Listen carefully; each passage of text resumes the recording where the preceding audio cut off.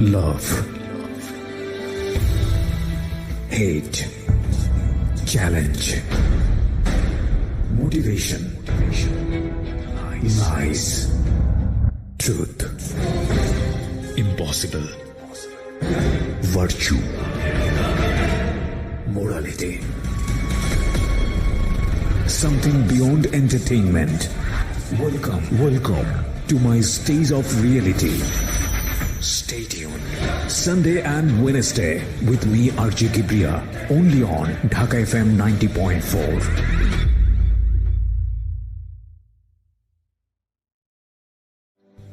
আসসালামু আলাইকুম, সবাইকে শুভেচ্ছা জানাচ্ছি ঢাকা এফএম এর অরিজিনাল ইউটিউব চ্যানেল থেকে www.youtube.com/dfm904।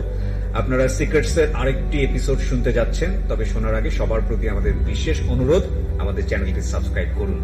সাবস্ক্রাইব বাটনটি এখানেই রয়েছে, ছোট্ট একটা ক্লিক করুন, পাশে একটা বেল বাটন আছে, প্লিজ অন করে নেবেন। সবাইকে আরজে কিবরিয়ার পক্ষ থেকে শুভেচ্ছা। এই অনুষ্ঠানটি শ্রোতাদের জীবন গল্প ভিত্তিক অনুষ্ঠান। এই অনুষ্ঠানে শ্রোতারা স্বেচ্ছায় নিজেদের জীবনের গল্প বলেন। শ্রোতারা যা এখানে বলেন তা সরজমিনে ইনভেস্টিগেটেড নয়, সুতরাং সেদিক থেকে বিশ্বাস অবিশ্বাস একান্তই আপনার নিজের। সম্পূর্ণ বিনোদনমূলক এই অনুষ্ঠানটি আমাদের ব্যক্তি জীবনে কখনো কখনো শিক্ষণীয় ভূমিকা রাখে। এই অনুষ্ঠানে যারা আসেন স্বেচ্ছায় অংশগ্রহণ করেন। এই অনুষ্ঠানে কনফেস করবার পরে কিংবা জীবন গল্প বলবার পরে তার ব্যক্তি ও সামাজিক জীবনে কোনো বিরূপ প্রভাব পড়লে সেটার জন্য রেডিও কর্তৃপক্ষ দায়ী নয়। প্রতিটি অপরাধ এবং ভুল দাঁড়িয়ে থাকে গোপন কিছু ঘটনার উপর। আমরা সেই গোপনকে আনতে চাই সবার সামনে, যে গোপন আপনাকে অপরাধ কিংবা ভুলের মূল কারণ দেখিয়ে দেবে। আপনি হয়তো নতুন করে ভাবতে শিখবেন কিভাবে অপরাধ থেকে দূরে থাকা যায়। আমরা অপরাধীকে দোষী বলার আগে কেন সে দোষ করেছে সেটা দেখাই, যাতে আপনি আর সেই ভুল না করেন।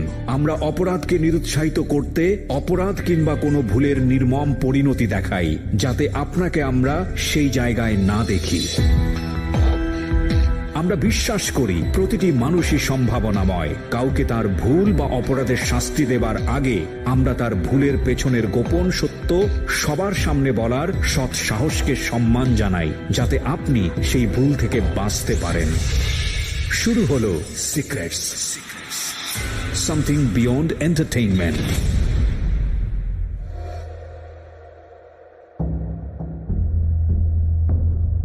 প্রিয় শ্রোতা, আপনাদের সবাইকে আমন্ত্রণ জানাচ্ছি রবিবারের রাতে আরো একবার। আমি আরজে কিবরিয়া এই মুহূর্তে আপনার সঙ্গে, এবং আপনারা শুনছেন ঢাকা এফএম 90.4 সিক্রেটস এর আজকের এই এপিসোডে। কে রয়েছে আমার সঙ্গে, শুরুতে আপনাদের সঙ্গে পরিচয় করিয়ে দেব। প্রথমে আপনার নামটা একটু বলেন। আমার নাম জীবন। জীবন, জীবন বয়স কত এই মুহূর্তে আপনার? 30 রানিং। 30 বছর বয়স আপনার। জি। বাড়ি কোথায়? নাটোরে। নাটোরে। থাকেন কোথায় এখন? ঢাকাতে থাকি সাইনবোর্ড। সাইনবোর্ডে। আপনি আমাকে শোনেন কতদিন যাবত, বা কখন মনে হলো যে আসলে এখানে আসা উচিত এবং নিজের জীবনের কিছু সিক্রেটস লাখ লাখ মানুষের কাছে বলা উচিত? এখানে আপনার অনুষ্ঠানে আমি অনেক আগের থেকেই শুনি, এবং ভুল যখন আমার জীবনে যে ভুলগুলো করছি, এই ভুলগুলো করার পরে রাতে যখন ঠিক আছে ঘুমাতে যাই, তখন আমার মনের মধ্যে অনেক পেইন করে। তখনই আমার মনের মধ্যে ঠিক আছে একটা আবেগ আসলো যে না, আমি যে ভুলগুলো করছি এখানে গিয়ে যদি বলি, অন্তত আমার দ্বারা আমি যে ভুলগুলো করছি অন্য কেউ যেন এই ভুলগুলো না করে। এই অনুষ্ঠান কি কোনোভাবে আপনাকে কোনো হেল্প করেছে যে ওইখান থেকে চলে আসার জন্য, মানে ভুলগুলো থেকে চলে আসার জন্য বা নিজের বিবেকটাকে জাগানোর জন্য এই রেডিও অনুষ্ঠানটা কোনোভাবে কি কোনো হেল্প করেছে? রেডিও অনুষ্ঠানটা আমি মনে করি ঠিক আছে শুধু আমার জন্য না, সারা পৃথিবীর জন্যই অনেক বড় একটা পাওয়া। এফএম আসার পরে মানুষের চোখ, যারা অন্ধকারে ছিল তাদের চোখটা খুলে গেছে, যে না এফএম এর দ্বারা মানুষ ভুল ভালো মন্দ দুইটাই তাদের জীবনে ঠিক আছে জানতে পারতেছে, আর আসলেই কি করলে ভালো হবে, কি করলে খারাপ হবে, কিভাবে লাইফ সেট করা যাবে, সবকিছুই এখানে ঠিক আছে। মানে ঠিক আছে, আপনার মূল্যায়ন ধর্মী কথাবার্তা না আমরা অনুষ্ঠানের শেষে যাব, আমরা বরং একেবারে ধারাবাহিকভাবে শুরু করতে চাই, যে কারণে আজকে আপনি লাখ লাখ মানুষের সামনে সিক্রেটস। প্রিয় শ্রোতা, অনুষ্ঠান চলাকালীন সময় আপনি আমাদেরকে ফোন দিতে পারেন এই নাম্বারে, যদি আপনি এই অনুষ্ঠানে আসতে চান, 09611904904। আমি আবারও বলছি 09611904904। জি জীবন, ধারাবাহিকভাবে বলুন আপনি যেখান থেকে বলতে চাইবেন। গল্প বলার আগে একটু ভিন্ন কথা বলতে হবে, সেটা হলো গিয়ে আমরা যখন স্বপ্ন দেখি ঘুমন্ত অবস্থায়। যখন ঘুমটা ভেঙে যায় আমরা সাথে সাথে আসলে মনে করতে পারি না যে কি স্বপ্নটা দেখলাম। আস্তে আস্তে ধীরে ধীরে কিছুটা সময় যখন অতিবাহিত হয় তখন পুরাটা স্বপ্ন মনে পড়ে, হ্যাঁ আজকে এই স্বপ্নটা দেখলাম। আমরা প্রথমে শহরে ছিলাম, আমার বাবা একজন ব্যবসায়িক ছিলেন, জি। চাউলের ব্যবসা করতো ভালো। আমাদের শহরের মধ্যে অন্য 10টা ব্যবসায়িকের মধ্যে আমার বাবা ছিল একজন। আমাদের শহরে বাড়ি, আমাদের ব্যবসা, আমরা থাকতাম শহরে, সব কিছুই। জি। আমার বয়স যখন 4 বছর তখন আমি আমার বাবার দ্বিতীয়, আমার বড় বোন আছে, দ্বিতীয় সন্তান আপনি? হ্যাঁ দ্বিতীয়। আপনার বাবা কি করতেন? বাবা ব্যবসা করতেন, চালের ব্যবসা? চাউলের ব্যবসা। জি। তো আমার বয়স যখন 4 বছর তখনই আমাকে স্কুলে দিছে। কিন্তু স্কুলে যখন দিছে আমাকে, এতই ছোট 4 বছর, আমি তখন একটা বুঝতাম না আসলে স্কুল কি।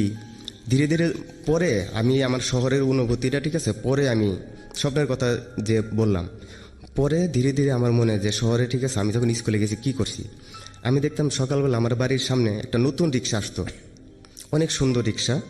এই রিক্সায়, ঠিক আছে, দাঁড়ায় থাকতো, বেল দিত, আমার আম্মা নিয়ে রিক্সায় উঠাই দিত। আচ্ছা।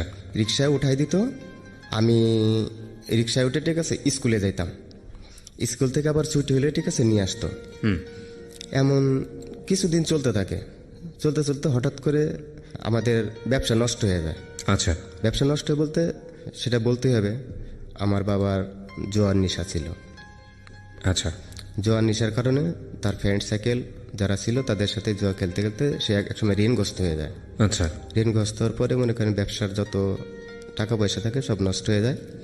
তারপরে আমরা গ্রামে চলে আসি, শহর থেকে গ্রামে চলে আসি। গ্রামে যখন আসি তখন দেখি আমার দাদার বাড়িতে, গ্রাম যে ঘর বাড়ি, জি। খড়কুটার ঘর বাড়ি, কোনো টিন কোনো কিছু ছিল না। উপরে ছিল আপনার, আমরা ছন বলি, ছনের আর পাটখড়ি বিভিন্ন কিছু বেড়া দিয়ে আমার দাদার বাড়ি। তো দাদার মোটামুটি 17-18 বিঘা জমি ছিল। জি। আর আমার দাদার হলে 4 ছেলে ছিল। আচ্ছা। আমার বাবা যখন শহর থেকে গ্রামে চলে আসলো, আসার পরে তখন চলবে কি করে, তখন আমার দাদা বললো, ঠিক আছে, ব্যবসা বাণিজ্য নষ্ট করছো, তাহলে এখন সংসারে কাজ করো। তো সংসারে মোটামুটি আমি এটুক মনে আছে, আমি আমার শহর থেকে গ্রামে আমাদের যে প্রাইমারি স্কুল আছে, এই প্রাইমারি স্কুলটায় ভর্তি করাইছে। আচ্ছা। এখানে লেখাপড়া করতেছি 2 বছর পর্যন্ত। আমার বাবা মোটামুটি নিজের জমি এবং অন্যের জমি বরগাজে বলি, জি, অথবা কটে বলি, এভাবে নিয়ে চলতে থাকে। আচ্ছা। তো চলতে চলতে মোটামুটি ভালোই যাচ্ছিল। হঠাৎ করে আবার যখন টাকা পয়সা মোটামুটি কৃষিকাজ করে, মোটামুটি গ্রামে অন্য গাছ আছে না, গাছের ব্যবসা করতো আর কি। তো সেখান থেকে মোটামুটি আবার ইনকাম শুরু হয়। শুরু হওয়ার পরে আবার সেই বন্ধু বান্ধবের সাথে আবার বাবার জীবনের সাথে পড়ে যায়। হ্যাঁ। আচ্ছা। আবার তখন কি আপনি নিজের চোখে দেখেছেন না এগুলো আপনি শুনেছেন পরবর্তীতে বড় হয়ে? না, আমি তাদেরকে সবাইকে চিনি। আচ্ছা, মানে আপনি যে সময়ের গল্প বলছেন তখন আপনার বয়স কত গ্রামে? গ্রামে যখন, ঠিক আছে, তখন 5 বছর। 5 বছর। স্কুলে পড়েন না তখন? না, তখন শহর থেকে গ্রামে আবার ভর্তি করাই দিচ্ছে আমাদের প্রাইমারি স্কুলে। আচ্ছা আচ্ছা, ওকে, ঠিক আছে, বলেন তারপর। তখন আবার যখন আমার 6 বছর হয়ে গেছে, তখন আমি দেখতাম যে আমার বাবা আবার এরকম বাড়িতে থাকে না। হঠাৎ করে দেশে 10,000 20,000 টাকা আছে, 2 দিনের জন্য উধাও। তখন মা কাঁদতো, যে আমার 2টা সন্তান অলরেডি, আমার বড় বোন, আমি এদেরকে কোনো দেখাশোনা নাই, কাপড় চোপড় কিনে নাই, এদের মানে ঠিক মতো দেখতো না, কাঁদতো। তখন আবার আসতো, যখন টাকা পয়সা শেষ তখন আবার আসতো। আচ্ছা। এমন করতে করতেও মনে করেন মাঝে মাঝে চলে যায় আবার আসে, চলে যায় আবার আসে। এমন করতে ক্লাস 3-তে গেলাম। ক্লাস 3-তে যখন গেছি তখন আমার বড় বোনটা তখন ক্লাস 4-এ পড়ে, 1 ক্লাস ডিফারেন্স আমরা। জি। আমার আম্মারে যে একটা কাপড়, সেটাও মনে করেন, ঠিক আছে, কিনে দেওয়ার মতো অ্যাবিলিটি থাকে না আমার বাবার। মানে ফ্যামিলির অবস্থা এতটা খারাপ হয়ে যায়। হ্যাঁ, কিন্তু আমার দাদা অনেক ভালো একটা লোক ছিল। উনি কোনোদিন কারো কাছে 2 টাকা ধার দেয় না, মানে কোনো গন্ডগোল কারোর সাথে আমি যতদিন দেখছি তাকে কোনোদিন করে নাই। এবং সবসময় চেষ্টা করছে নিজের যা কিছু আছে এটা নিয়েই চলার জন্য। আচ্ছা। তো আমার দাদা একদিন বলতেছে যে আসলে আমার আমাকে বলতেছে, তোমাকে নিয়ে আসছিলাম এই বাড়ির বউ করে, অনেক স্বপ্ন করেই। তো আসলে এই ছেলের দেয়া, ঠিক আছে, তোমার জীবন চলবে না, তুমি চলে যাও। আচ্ছা, মানে দাদা বললো হচ্ছে আপনার মাকে? মাকে বলার একটাই কারণ, ঠিক আছে, যে ও তো কিছুই করতেছে না জীবনে, না দেখতেছে, ঠিক আছে, বাপ মা না দেখতেছে তার স্ত্রী সন্তান, সবকিছুই কেমন জানি মানে অন্যরকম ভাবে চলতেছে। তখন আমার মা দেখি সত্যি ধৈর্যের বাদ যখন ভেঙে যায়, 1 বছর গেছে একটা কাপড় দেয় নাই, 1 বছরের মধ্যে হয়তো বা আমার দাদা কখনো একটা কখনো 2টা কাপড় দিছে, এভাবে কষ্ট করে চলতেছে। আচ্ছা, এখন আম্মা দেখি আমাদেরকে মানে ফেলে রেখে চলে যাচ্ছে। তখন আমি তখন ক্লাস 3 কয় ভাই বোন তখন আপনারা? তখন আমরা 2 ভাই বোন, আর আমার মার পেটে ওই মতো পরে বুঝতে পারছি আর কি, আমার আরেকটা বোন ছিল ছোট, আচ্ছা, চলে যাচ্ছে। কিন্তু ওই মুহূর্তে আমি আমাদের পাশের বাড়িতে একটা লোক মানে ওনার ওয়াইফ ডিভোর্স দিছে, ডিভোর্সের পরে ওই লোকটা আরেকটা বিয়ে করছে, করার পরে আগের যে সন্তান ছিল নতুন যে বিয়ে করছে উনি তেমন একটা দেখতে পারতো না, সারাক্ষণ কেমন দেখতাম ঠিক আছে, গালাগালি মারামারি এই জিনিসটা ঠিক আছে ফিল করতো। তখন আমি আমার এই জিনিসটা নলেজ আসলো যে ওর সৎ মা আসছে ওদের ঘরে আমাদের পাশের বাড়িতে, যেহেতু ঠিক আছে এইরকম করতেছে, তা আমার মা যদি চলে যায়, আমার বাবা যদি অবশ্যই বিয়ে করবে, যদি বিয়ে করে ঠিক আছে আমাদের সাথে এমন করবে। তখন আমি কান্না শুরু করে দিলাম, আমার বড় বোনটাও কান্না শুরু করছে যে মা তুমি ঠিক আছে যাও না। আমি তো ছাড়িই নাই যে আমি যখন বড় হব কাজ করতে শিখবো, আমি তখন থেকে তোমাকে কামাই করে খাওয়াবো, কিন্তু তবুও ঠিক আছে এই সংসার থেকে যাও না। আমি বড় যখন হবো আমি তখন থেকে ঠিক আছে তোমার কামাই করে খাওয়াবো। জি। পরে আমাদের প্রতিবেশী যারা আরো চাচি যারা ছিল এরা দাঁড়ায় দাঁড়ায় কথাগুলো শুই না ঠিক আছে, আমার মুখের দিকে তাকিয়ে আছে। হঠাৎ করে পরে মা ফিরে আসলো। আচ্ছা, ফিরে আসার পরে ঠিক আছে থাকতে শুরু করলো। ক্লাস 3 থেকে 4 গেলাম, মাঝখানে এখন যেটা ক্লাস 4 যখন গেছি তখন মনে করেন ওই বাপ ওরকমই কাজ করে না, বাড়িতে থাকে না। তখন আমার যে বাপের ছোট যে চাচারা আছে ওরা সব মনে করেন কৃষি কাজ করে, আমার তখন ডাকে যে ওই জমিতে ঠিক আছে নাঙ্গল চাষ করতেছে, ওখানে ভাত দিয়ে আসো, 5টা কামলা নিচে ওখানে ভাত দিয়ে আসো, অথবা এই গরুগুলা ঠিক আছে ওই জমিতে দিয়ে আসো, অথবা গরুগুলা নিয়ে আসো। মানে রেগুলার তখন তাদের সাথে একটা কাজ শুরু করলাম। যখন ক্লাস 4 পড়ি তখন আমার বড় বোন যেটা সেটা ক্লাস 5-এ। আচ্ছা, ক্লাস 5 পরে তখন মোটামুটি মনে করেন একটু বড় হয়েছে বোনটাও।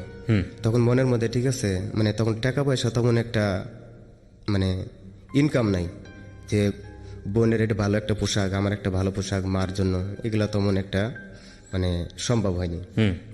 এরপরে মনে করেন বাপের যখন খোঁজ খবর নাই তখন শুরু করলাম কি আমাদের আশেপাশে যারা আছে, তখন আমাদের এলাকায় আমার মনে আছে বড় যারা কাজ করতো মনে করেন 15 থেকে 20 টাকা পাইতো বড়রা, আর ছোটরা যদি কাজ করতো 5 টাকা 7 টাকা এরকম দিত আর কি। আচ্ছা, আমি প্রতিবেশী এক চাচার বললাম চাচা আমাদের দেশে আবার আখের চাষটা বেশি হয় আর কি। পরে বললাম যে আপনার আখ খেতে আমি কাজ করব।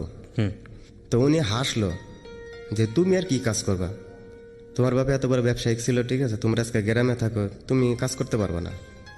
তারপরে বললাম ঠিক আছে করব না, উনি আসলে কাজে আমাকে নিল না নেওয়ার পরে আমি আমাদের গ্রামে আরো অন্য মানে যারা গরিব ওরা দেখতাম কি সকালবেলা ঠিক আছে বের হচ্ছে, জি, যে জিজ্ঞাসা করলাম যে হে তোমরা কই যাও, বললাম আমরা অন্য গ্রামে যাচ্ছি অমুকের কাজ করতে। তো আমিও তোমাদের সাথে যাব। তো আমি গেছি, আসলে কার বাড়িতে কোন গ্রামে এটা শিওর আমি জানি না, কিন্তু যেই বাড়িতে গেছি ওইটা লেগে আমার বাপের খুব একজন পরিচিত লোক ছিল, জি, আমি তাকে চিনতাম না। পরে আমি যা মনে করে পাট ক্ষেত যতগুলো ফসল আছে সবচেয়ে পাট গাছ যখন ছোট থাকে, পাটের যে বীজটা যখন হয় ধরেন 4 ইঞ্চি 6 ইঞ্চি খুবই নরম থাকে। আচ্ছা, একবার যদি ডলা দেওয়া যায় মনে করেন ওটা আর হবে না। পাটের গাছ যখন ছোট থাকে জি, আমি মনে করি ডলা মানে ভেঙে দিলে আর হবে না, আর হবে না। তা আসলে পাট খেতে কি করে বসতে হয়, কি করে এটা পরিষ্কার করতে হবে মানে আপনার কোনো আইডিয়া ছিল না? আমার কোনো আইডিয়া ছিল না। তা আমি কি করতেছিলাম, আমরা যেভাবে সচরাচর খেলাধুলা করতাম ওই অবস্থায় বসে বসে আমি পরিষ্কার করতেছি, কিন্তু আমি পিছনে একবারও খেয়াল করিনি যে পাটগুলো ভেঙে, পাট কি অবস্থা। পাট তো না আখের গাছ, না পাটের গাছ। আচ্ছা, হ্যাঁ, আখের ক্ষেত তো কেল করা থাকে, কেলের মাঝখানে যাওয়া পরিষ্কার যায়, করে। হ্যাঁ। পাট ক্ষেত আমি নিয়ে যাচ্ছি পরিষ্কার করতেছি আগাছা, পিছনে একবারও আমি খেয়াল করিনি যে কি হচ্ছে। মানে যেখানে পাট অনেক ঘন ওখানে একটু মানে পাতলা করে দিতেছি, আর যেখানে ঘাস আছে ঘাসটা আমি মানে আমাদের আঞ্চলিক ভাষা কাশি বলে, নীর কাশি, এটা দিয়ে কাটতেছি। তো যাক আমরা টোটালি 8 জন ছেলে, সবই এরকমই 6 বছর 7 বছর কারো 8 বছর এরকম আর কি। পরে আমি জমির যে মালিক উনি সকালে কি করছে যে 8টা লোক 2টা করে রুটি নিয়ে আসছে আর 1 জগ পানি নিয়ে আসছে। জমির মাথায় আসার পরে দেখে আমি যে দিক দিয়ে পরিষ্কার করতেছি ওটা পুরাটাই মনে করেন পুরো রাস্তা হয়ে গেছে। মানে বসা বসা ভাঙা ভাঙা ভাঙা। হ্যাঁ, যে বসতে বসতে আসছি, এখন বললে "এই, তোমরা কাজ স্টপ করো, বন্ধ করো"। পরে সবাই উঠছে, কি হয়েছে, এখন আমি পিছে তাকায় দেখি এটা তো পুরো আমি জমির আইল বানায় ফেলাইছি, এরকম অবস্থা। পরে কয় তুমি অমুকের ছেলে না? বললাম জি আমি অমুকের ছেলে। কয় তুমি কাজে আসছো, তোমার কাজ করা লাগবে না। উনি কি করলো, 7 টাকা আমাকে পকেট থেকে বের করে দিল, তুমি এক্ষণ সোজা বাড়িতে যাবা। আমি বললাম না আমি তো কাজই করলাম না, আমি টাকা নেবো ওখানে। কয় না তুমি ঠিক আছে, যার ছেলে ও লেগে আমার খুব ক্লোজ বন্ধু, ও যদি শুনে যে আমার বাড়িতে তুমি কাজ করছো অত মনও খারাপ করতে পারে, আমি টাকা নেবো না। তারপরে 7 টাকা জোর করে দিছে, আমি পকেটে করে ঠিক আছে নিয়ে বাড়িতে চলে আসছি। যে কোন একভাবে বাপে 2 দিন পরে জানতে পারছে যে আমি অমুক জায়গায় কাজ করতে গেছি। বাবা বলতেছে তুমি তো ঠিক আছে অমুকের বাড়িতে কাজ করতে গেছিলা, তো তোমাকে যে টাকা দিয়েছে সে টাকা কই? তো আমি এই 7 টাকার থেকে 2 টাকা খরচ করছি, 5 টাকা রাখছিলাম। এই 5 টাকা আবার রিটার্ন করছি, রিটার্ন করলাম। স্কুল মাঝে মাঝে এই গ্যাপে গ্যাপে বাপ এটা বলে, তারপরে শুনি না, মাঝে মাঝে অন্যের কাজ শুরু করলাম। স্কুল মনে করি 1 সপ্তাহ যদি 3 দিন স্কুলে যাই, শুক্রবার সহ 4 দিন মনে করে অন্যের কাজ করি। আর আমার দাদার বাড়িটা ছিল 3 বিঘে জায়গার উপরে বাড়ি, 10 কাঠার মধ্যে ছিল পুকুর, জি। আর বাদ বাকিটা ছিল আপনার লেবু বাগান। তখন আমার মাথার মধ্যে ঠিক আছে ক্লাস 4 যখন পড়ি, তখন আমাকে বললো মা এভাবে তো চলা যাবে না। তখন মনে করো ওই যে মানুষের বাড়িতে কাজ করি, 8 টাকা 10 টাকা, তারপরে আম্মা কিছু মুরগি পালতো, এরকম করতে করতে কিছু ছাগলের বাচ্চা কিনে দিলাম আম্মাকে। এরপরে আমাদের যে ভিটার মধ্যে মিষ্টি কুমড়া, চাল কুমড়া, লাল শাক, পুঁই শাক, এরকম অনেক কিছু জায়গা জায়গা অল্প অল্প অল্প করে আমি করতাম, ডাটা শাক, এই জিনিসগুলো করতাম। ওকে প্রিয় শ্রোতা, আমরা এই জায়গাটিতে ছোট্ট একটা বিরতি নেব এবং বিরতির পর আমি আবারও ফিরে আসছি আজকের এই অনুষ্ঠানে। আশা করছি আমার সাথেই থাকবেন। Secrets. Something beyond entertainment.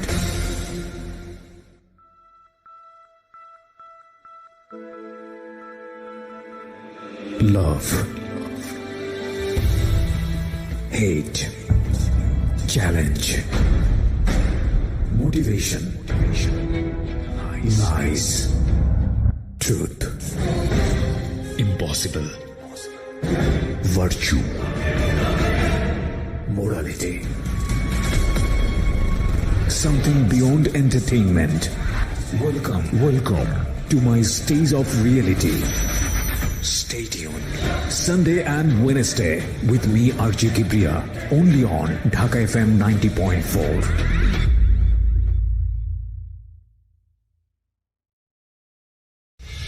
Secrets. Something beyond entertainment. প্রিয় শ্রোতা, আপনারা শুনছেন সিক্রেটস। আমরা ফিরে আসলাম আজকের এই সিক্রেটসে। জীবন রয়েছে আমাদের সঙ্গে এবং যারা এই অনুষ্ঠানে অংশগ্রহণ করতে চান প্লিজ আমাদেরকে ফোন করবেন। আমাদের ফোন নম্বর হচ্ছে 09611904904। ওকে, ঠিক আছে, যেখানটা ছিলাম আমরা। তারপর আমাদের বাড়ির কাছে একটা বাজার আছে, এখানে যদি একটা মিষ্টি কুমড়ার দাম হয়েছে 2 টাকা, ওটা আমাদের বাড়ির থেকে 7 কিলোমিটার দক্ষিণে আমাদের ক্যান্টনমেন্ট। জি, ক্যান্টনমেন্টে আমি জানি ক্যান্টনমেন্টের বাজার যদি এটা নিই 2 টাকার জিনিস 5 টাকা বিক্রি করা যাবে। তখন আমি মনে করি প্রতি সপ্তাহে 1 দিন অথবা 2 দিন স্কুলে, প্রাইমারি স্কুলে, হ্যাঁ, অথবা 2টা ক্লাস করছি। আর আমার একটা স্যার ছিল, স্যারটার নাম ছিল ইসমাইল, খুব ভালো ছিল। আর আমি প্রাইমারিতে যখন লেখাপড়া করছি, আমি স্টুডেন্ট তখন অনেক খারাপ ছিলাম। খারাপ বলতে এই কারণে, আমার বাড়ির কাছে যখন মানুষ স্কুলে যেত তখন আমি এই জমিতে থাকতাম, হয় কারো কাজ করতেছি, অথবা ঠিক আছে নিজের গরু, বাড়ির গরু যেটি গরু দেখতেছিলাম, অথবা ভাত নিয়ে যাচ্ছি, এরকম কিছু। অনেক কিরে আমরা স্কুলে যাচ্ছি আর তুই মাত্র ঠিক আছে জমিতে যাচ্ছ কাজের লোকের কাছে ভাত নিয়ে। তখন বলতাম হ্যাঁ। তো এভাবে কাজ কাম করি। ক্লাস 5, ক্লাস 6-এ যখন গেছি তখন মনে করেন আমার ছোট বোনের পরে আরো ছোট একটা ভাই। এরপরে মানে ক্লাস 8-এ যখন গেছি, ক্লাস 8-এ যখন পড়ি তখন আমার ছোট ভাইটা আমার সাথে মোটামুটি কথা বলে। আর এতদিন পর্যন্ত মনে করেন আমি আমার এই যে সবজি চাষ করতাম যে আমার বাড়ির ভিটায়, এগুলা মুরগি, হাঁস মুরগি, ছাগল এগুলো বিক্রি করে আমি আমার ছোট ভাই বোনদের লেখাপড়া, পোশাক পরিচ্ছদ, আমার আম্মাকে দেখাশোনা এভাবে করতাম। জি। সবচেয়ে একটা কথা, ঠিক আছে, না বললেই না, আমি যখন ক্লাস 8-এ তখন হঠাৎ ঈদ চলে আসছে। ঈদ যখন চলে আসছে তখন ঈদের একদিন আগে, হয়তো কালকে ঈদ, আজকে জি। ঈদের আগের দিন আর কি, সবাই দেখি নতুন নতুন কাপড় চোপড় পরতেছে। তখন আমার, ঠিক আছে, আমার কাছে কিছু টাকা ছিল, আমি আমার বড় বোন, ছোট বোন এদেরকে কেনাকাটা করে দিছি। আর ছোট ভাইয়ের জন্য আব্বা একটা শার্ট নিয়ে আসছে, জি। একটা শার্ট নিয়ে আসছে। আর আমার খুব শখ হইল ক্লাস 8-এ যখন পড়ি যে এবার ঈদটা, ঠিক আছে, খুব ভালো মতো করতে হবে। তো আমার কাছে কিছু টাকা ছিল, আর আমি আব্বাকে বললাম যে আমাকে টাকা দাও, ঠিক আছে, আমি আর আমার ছোট ভাইটা যে জি। আমরা মার্কেটে যাবো, কেনাকাটা করবো। ওনার কাছে আসলে 1000 টাকাই ছিল, আমি আসলে জানতাম না। উনি বলতে যে টাকা পয়সা নেই। তো আমি অনেক মন খারাপ করি, কান্নাকাটি করি, মাও কিছু বলে বাবারে, তখন বাবু 1000 টাকা বের করে দেয়। আমি প্রায় 1000 টাকা নিয়ে, আমার কাছে কিছু ছিল, আমাদের ক্যান্টনমেন্টে মার্কেটে যাই। জি। ওখানে যাওয়ার পরে আমি আমার ছোট ভাই, ওর জন্য একটা শার্ট প্যান্ট, আমার জন্য শার্ট প্যান্ট আর বাটা আপনার জুতা, এগুলো, ঠিক আছে, কেনার পরে যখন আমাদের সাইকেল নিয়ে যাই, আমাদের বাড়িতে যখন ঢুকবো এমন সময় দিকে আমাদের বাড়িতে চিল্লাপাল্লা হচ্ছে। উনি বলতেছে টাকা আমাকে দিতেই হবে, টাকা না দিলে আমার কালকে ঈদ, আমার মানে বাল বাচ্চা নিয়ে, ঠিক আছে, ঈদ করতে পারবো না। আমার বাবা কোনো সেমাই চিনি কিছুই কিনে নাই। তখন আমি এই জিনিসটা, ঠিক আছে, শোনার পরে, ঠিক আছে, খুব খারাপ লাগলো, কি বলতেছে। পরে অনেক জ্ঞান, আব্বা যতই বলতেছে আমার কাছে টাকা নাই, ঠিক আছে, উনিও বলতেছে টাকা আমাকে দিতেই হবে। পরে আমার কাছে খুব খারাপ লাগলো, মানে লাস্টে বাবাই বলেই দিল, তো আমার কাছে 1000 টাকাই ছিল, কিন্তু আসলে ছেলেটা অনেক কান্নাকাটির পরে, ঠিক আছে, আমি দিয়েছি, ও মার্কেটে গেছে। তখন আমি কি করলাম, বাড়ির বাইরে থেকে আমি ছোট ভাইয়ের কাপড় চোপড়গুলো ওরে দিয়ে বললাম তুই বাড়িতে যা, আর আমার কাপড় চোপড়গুলো আবার সাইকেলে নিছি, নিয়ে এই রাতের বেলা আমি আবার ঘুরে 7 কিলোমিটার সেই ক্যান্টনমেন্ট আবার গেছি। জি। আমি যেই দোকান থেকে জুতা কিনছি ওই দোকানে যা বললাম, দেখেন আসলে আমার সমস্যা, আমি জুতা ধরে ফেরত দিব। ওনার আসলে অনেকবার বললাম, জুতা ফেরত নেয়নি। তারপরে যেই দোকান থেকে শার্ট আর প্যান্ট কিনলাম সেখানেও বললাম, ঠিক আছে, এগুলো একটু ফেরত নেন, আমাকে টাকা ফেরত দেন। ওনারা বলতেছে কোনো জিনিস ফেরত নেওয়া হয় না। অনেকবার বলার পরে যখন না হয়েছে তখন মনটা খারাপ করে রাত 12টা-1টার দিকে বাড়িতে আসছি। পরে ঈদ করলাম।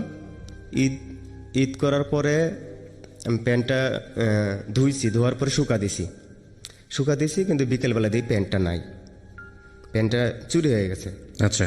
যখন প্যান্টটা চুরি হয়ে গেছে তখন, ঠিক আছে, ক্লাস 8-এ পড়ি, আসলে যেসব প্যান্ট পরতাম সেটা লেগে আমরা গ্রাম অঞ্চলে কিছু কিছু বাজারে আপনার পুরাতন প্যান্ট বিক্রি করে, আমি ওইসব প্যান্টই ব্যবহার করেই স্কুলে যেতাম। স্কুলের ড্রেস আমি কোনোদিন বানাতে পারিনি। তো হঠাৎ করে স্কুলে দেখি আমার একটা বন্ধু একটা জিন্স প্যান্ট পরছে, আপনার হাঁটুর দুই পাশে একটু সাদা সাদা, খুব ভালো লাগতেছে, মানে আমারও স্বপ্ন আমি এই প্যান্ট কিনবো। তা আসলে, ঠিক আছে, জিজ্ঞাসা করলাম এই প্যান্টটির দাম কত, তো উনি বললো, ঠিক আছে, এই প্যান্ট অনেক দাম। উনি দামটা বলেন অনেক দাম, আমার ভাই ঢাকার থেকে দিছে। আমার স্বপ্ন এমন একটা প্যান্ট যদি কিনতে পারতাম। পরে আমি মনে করেন আমাদের শহরের বাইরে একটা হাট আছে প্রতি রবিবার, হাটটা মনে করো অনেক দূর দূরান্ত থেকে, ঠিক আছে, লোকজন আসে এবং সব কিছু পাওয়া যায়। হাটটা আনুমানিক 1/2 কিলোমিটার লম্বা, জি, অনেকটা বড় সেই হাটটা। পরে আমি সেই হাটে যাই, যাওয়ার পরে এই যে পুরাতন প্যান্ট, ওরা তো স্টক নিয়ে আসে।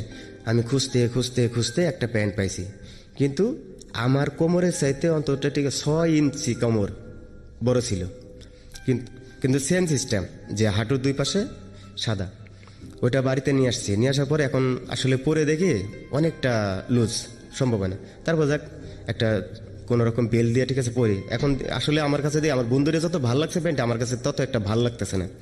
তো আমার হাঁটুতে যেখানে আসলে সাদা ছিল প্যান্টের, আমি এখানে কি করলাম, সরিষার তেল আর কালি, পাতিলের থেকে কালি নিয়ে ওখানে কালি দিছি।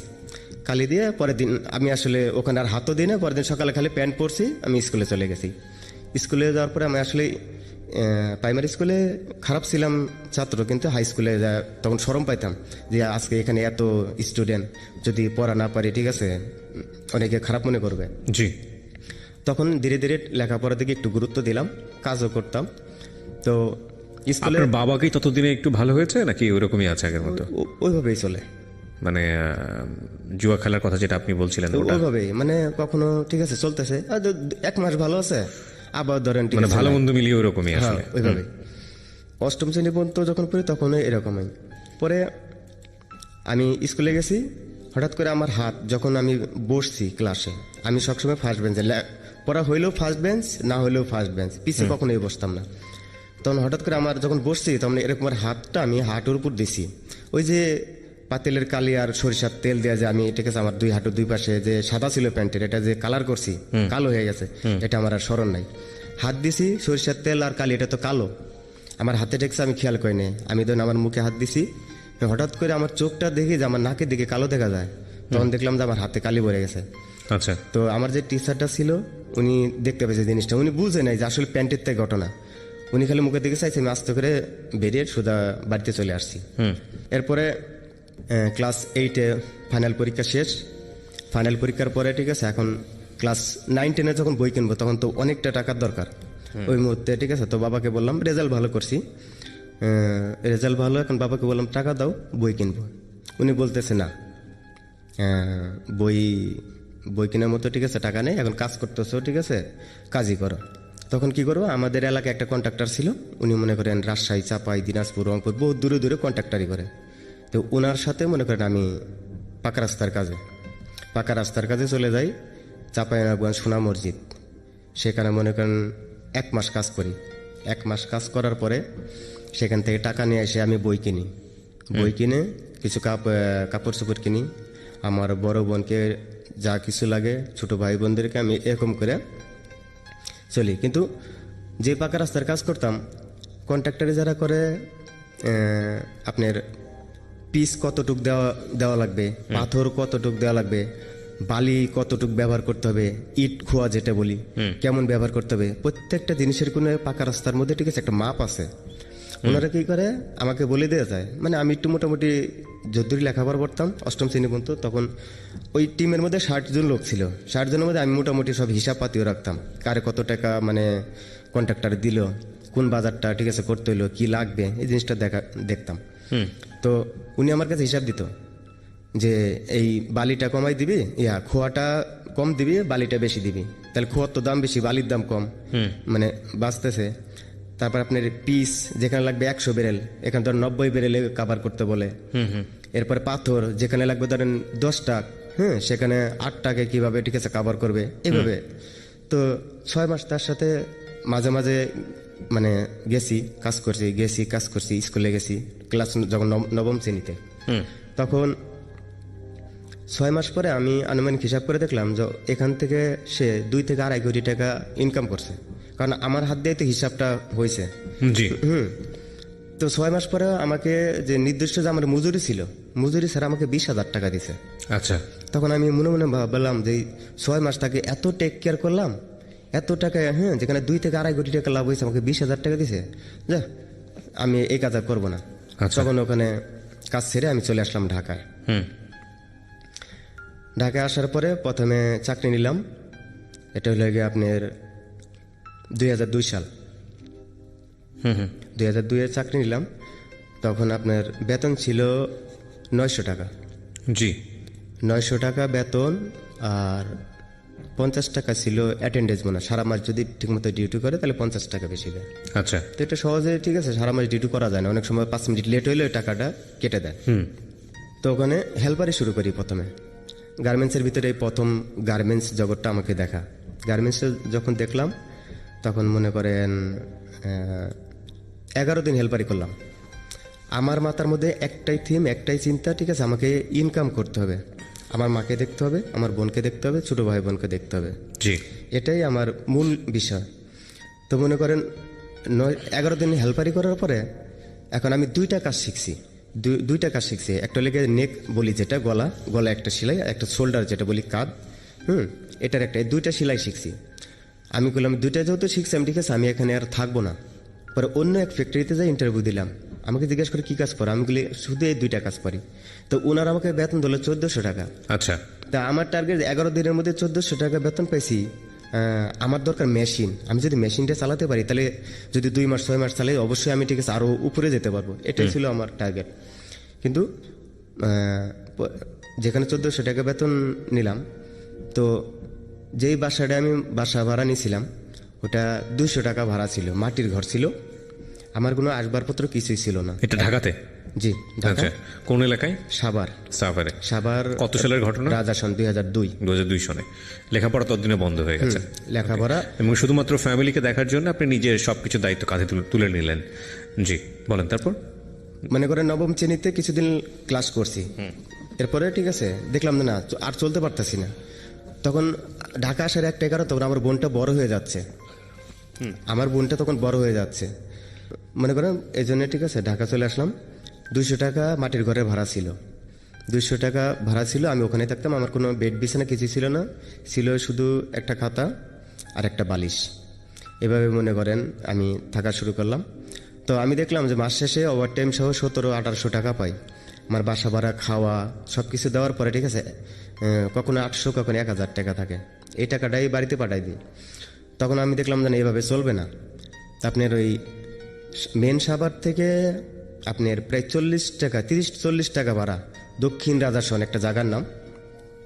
আমার বাসার থেকে আমি যেখানে থাকি ওখান থেকে আরও ধরেন 20 টাকা রিক্সা ভাড়া, এরকম ভিতরে গার্মেন্টস ছুটি হওয়ার পরে এসে ভিতরে যায় মনে করেন রিক্সা চালাইতাম, পুরস্তা গ্যারেজ থেকে রিক্সা চালাইতাম।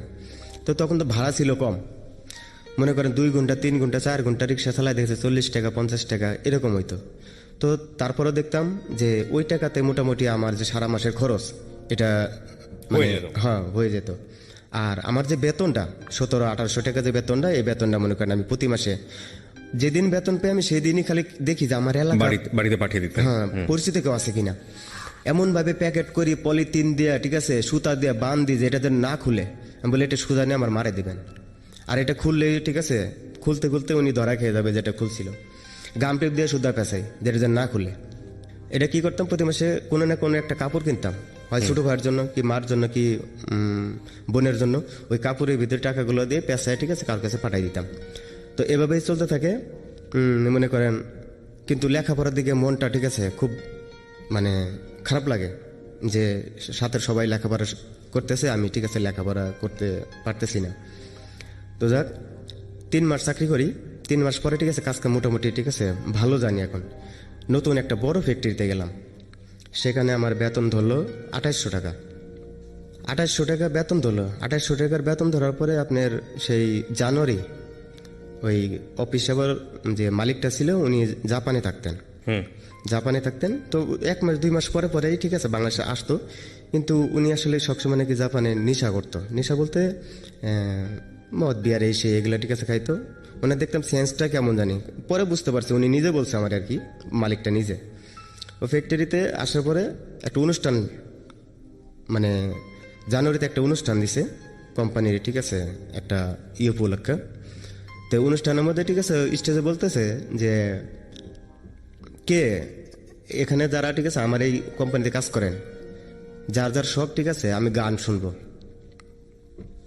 তো আপনার ঠিক আছে কেউ যদি পারেন ঠিক আছে আমাকে একটা খুব ভালো গান শোনাবেন। কেউ মানে মালিকটা একটু রাগী ছিল, তো ফ্লোরের মধ্যে অনেক সময় গালাগালি করতো, তো কেউ মানে যাচ্ছিল না। তখন আমি বললাম ঠিক আছে আমি একটা গান গাবো। তো মনে করেন ঠিক আছে আমি একটা অনেক আগের একটা সিনেমার গানের একটা গান গাইছিলাম। তো এই গানটা তার কাছে আর কি ভালো লাগার পরে ঠিক আছে উনি আর কি যখন অফিস শুরু করি অফিসে আমারে ডাকে, আসলে তুমি যে গানটা গাইছিলা এই গানটার সাথে আমার জীবনে অনেকটা মিল আছে। উনি আমাকে কি করছিল 1000 টাকা পুরস্কৃত করছিল। কিন্তু এই গানটা গাওয়ার পরের দিন একটা মেয়ে সরাসরি আমাকে একটা চিঠি দেয়। প্রিয় শ্রোতা, ছোট্ট একটা বিরতি নিচ্ছে এই পর্যায়ে। আপনারা আসতে পারেন আমাদের ফেসবুক পেজে। ফেসবুকের ঠিকানা www.facebook.com/iloveDhakaFM। ওকে, ছোট্ট একটা বিরতির পর আমি আরজে কিবরিয়া আবারও ফিরে আসছি। শুনছেন Dhaka FM 90.4 secrets, something beyond entertainment.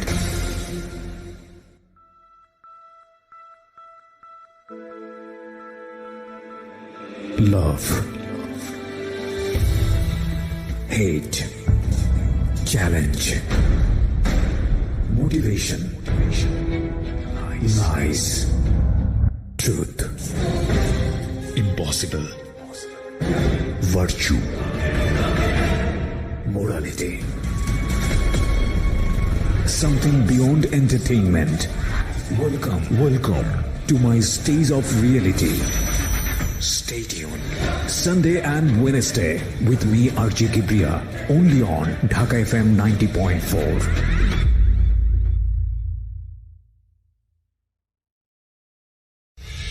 Secrets. Something beyond entertainment. স্বাগত আরো একবার, শুনছেন ঢাকা এফএম 90.4। আমি আরজে কিবরিয়া আপনার সঙ্গে রয়েছি। সিক্রেটস শুনছেন আপনি, এবং আমার আরো একটি অনুষ্ঠান যেটি প্রচারিত হয় প্রতি বুধবার, মিস্টার ম্যাঙ্গো ক্যান্ডি প্রেজেন্স জীবন গল্প। আগামী বুধবার শোনার আমন্ত্রণ জানাচ্ছি।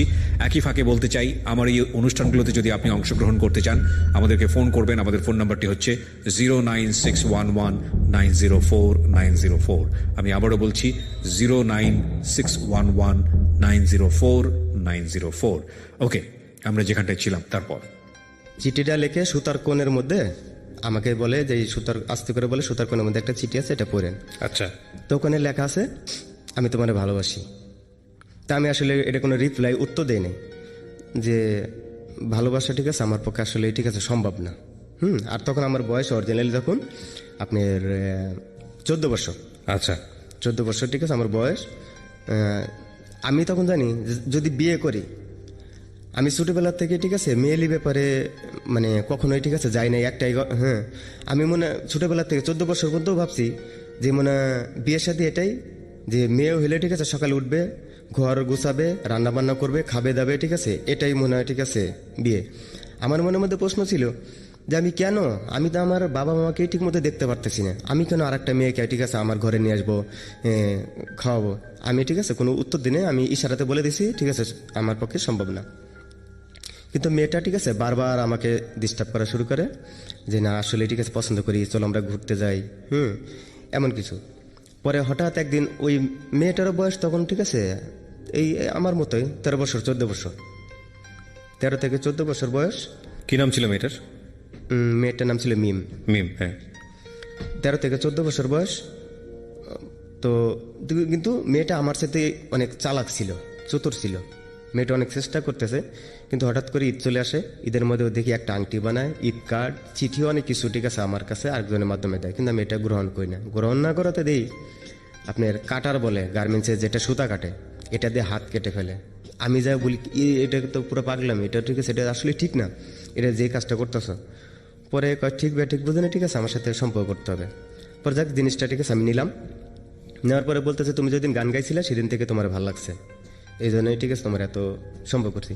কিন্তু এই ধীরে ধীরে 1 মাস 2 মাসের মধ্যে মনে করেন মেয়েটার স্বাস্থ্য একটু ভালো ছিল।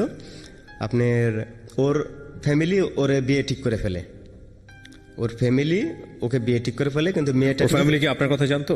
না, আমার কথা কিছুই জানতো না। আমার মেয়েটাও পড়াশোনা করতো না? না, মেয়েরা ছিল মানে আরো অন্যরকম। মেয়েটা কি কোথাও কোনো কাজ করতো, গার্মেন্টসে বা অন্য কোথাও? হ্যাঁ, আমার ফ্যাক্টরিতে কাজ করতো। রাইট, হ্যাঁ। তারপর আমার ফ্যাক্টরিতে কাজ করতো, সেখান থেকে পরিচয় আর কি। এখন আমি বাড়িতে গেছি, বাড়ি থেকে আসছি, শুনছি যে আগামী সপ্তাহে তার সবকিছু ফাইনাল, যে আগামী শুক্রবারে মেয়েটার বিয়ে। এই মেয়েটা মনে করে যেদিন থেকে বলছে ঠিক আছে, মেয়েটা আসলে অনেক লাইক করতো তখন আমাকে। আমি আসলে ভালোবাসে কি সংসার কি এটা তেমন একটা অভিজ্ঞতা ছিল না, বুঝতাম না। তখন আমি আসার পরে দেখি আমার বালিশে নিচে 7-7টা চিঠি। এই চিঠিগুলো আমার যে রুমমেট যারা ছিল তাদের কাছে দিছে, প্রতিদিন দিছে। কিন্তু আমি তো আমার দেশে চলে গেছি, দেশের থেকে আসছি দেখি যে অনেকগুলা চিঠি। পরে লেখা আছে যে অমুক দিন বিয়ে, আমি কোনো তোমার ছাড়া তুমি যদি বিয়ে না করো তাহলে ঠিক আছে আমি 20 মারা দাম। পরে আমি আমার বন্ধু সহ তাদের বাড়ির পাশে একটা নদী ছিল, নদীর পাশে যাই। নদীর পাশে যাওয়ার পরে তার মেয়েটা একটাই কথা যে তুমি যদি বিয়ে না করো ঠিক আছে আমি সুইসাইড করবো, মারা যাবো।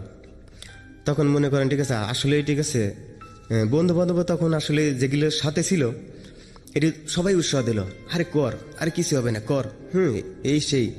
পরে মনে করেন কাজী অফিসে গেলাম। কাজী অফিসে যাওয়ার পরে কাজী বললো ঠিক আছে বয়স কত, আসলে আমি মিথ্যে বলি নাই, বলে 14 বছর বয়স। কাজী বের করে দিছে ঠিক আছে যে বিয়ে ঠিক আছে সম্ভব না। তখন এটা একটা ওই এলাকার একটা অ্যাডভোকেট জিনিসটা জানতে পারে। অ্যাডভোকেটটা জিনিসটা যখন জানে, অ্যাডভোকেট বলে আমাকে 2000 টাকা দাও, আমি কোর্ট থেকে কোর্ট ম্যারেজ করে দিতেছি। উনি তখন কি করে বয়সটা বাড়ায়া, ঠিক আছে, টাকা নেয়, টাকা নেওয়ার পরে ছবি নেয়, ছবি দিয়ে, ঠিক আছে, কোর্টে কোর্ট ম্যারেজ করে, ঠিক আছে, আমাদেরকে মনে হয় একদিন কি 2 দিন পরে, ঠিক আছে, এই স্ট্যাম্প ওই কাগজপাতিগুলো দেয়। তো যাক আমরা বাসা নিই, বাসা নেওয়ার পরে পুরো 1 মাস আসলেই বিয়ে কি জিনিস, সংসার কি জিনিস, বাসর ঘর কি জিনিস না বললেই নয়, ফিজিক্যাল রিলেশন যে কি জিনিস এই জিনিসটা জানতাম না। আমরা ঠিকই রান্না করতো, খাইতাম, ঘুমাইতাম, সকালে উঠতাম, কিন্তু আমার আশেপাশে যারা ছিল এরা দেখতাম সকালে আমাদেরকে দেখলে হাসতো। বাট কেন হাসতো আপনি তো সেটা জানতেন না? না, জানতাম না, হাসতো। আমিও তখন শরম পাইতাম, কিরে আমার দিকে হাসতো কেন? যখন হাসতো তখন 1 মাস পরে একজন বলতে চাই, তোমরা গোসল করো না কেন? আমি কেন গোসল করবো কে? কয় আল্লাহ গোসল করবো না, কিন্তু বুঝো না? না, এই তখন, ঠিক আছে, ওই মুরব্বীটা একটা কিছুটা অন্য অন্য কথা বলে, তখন মনের মধ্যে, ঠিক আছে, একটা অন্যরকম একটা ফিলিংস কাজ করে। এরপরে মনে করেন 9 মাস বিয়ের যখন, ঠিক আছে, 9 মাস চলে, ওই মুহূর্তে মনে হয়, ঠিক আছে, একটা বাচ্চা পেটে চলে আসে। এটা আমি আসলে জানি না, ভুলক্রমে না, মানে আসলেই যে পদ্ধতি ছিল, মানে এই বাচ্চা হবে কি কোনো পদ্ধতি গ্রহণ করতে হবে এগুলো কিছুই জানতাম না, এগুলো কিছু বুঝিও না, জানিও না।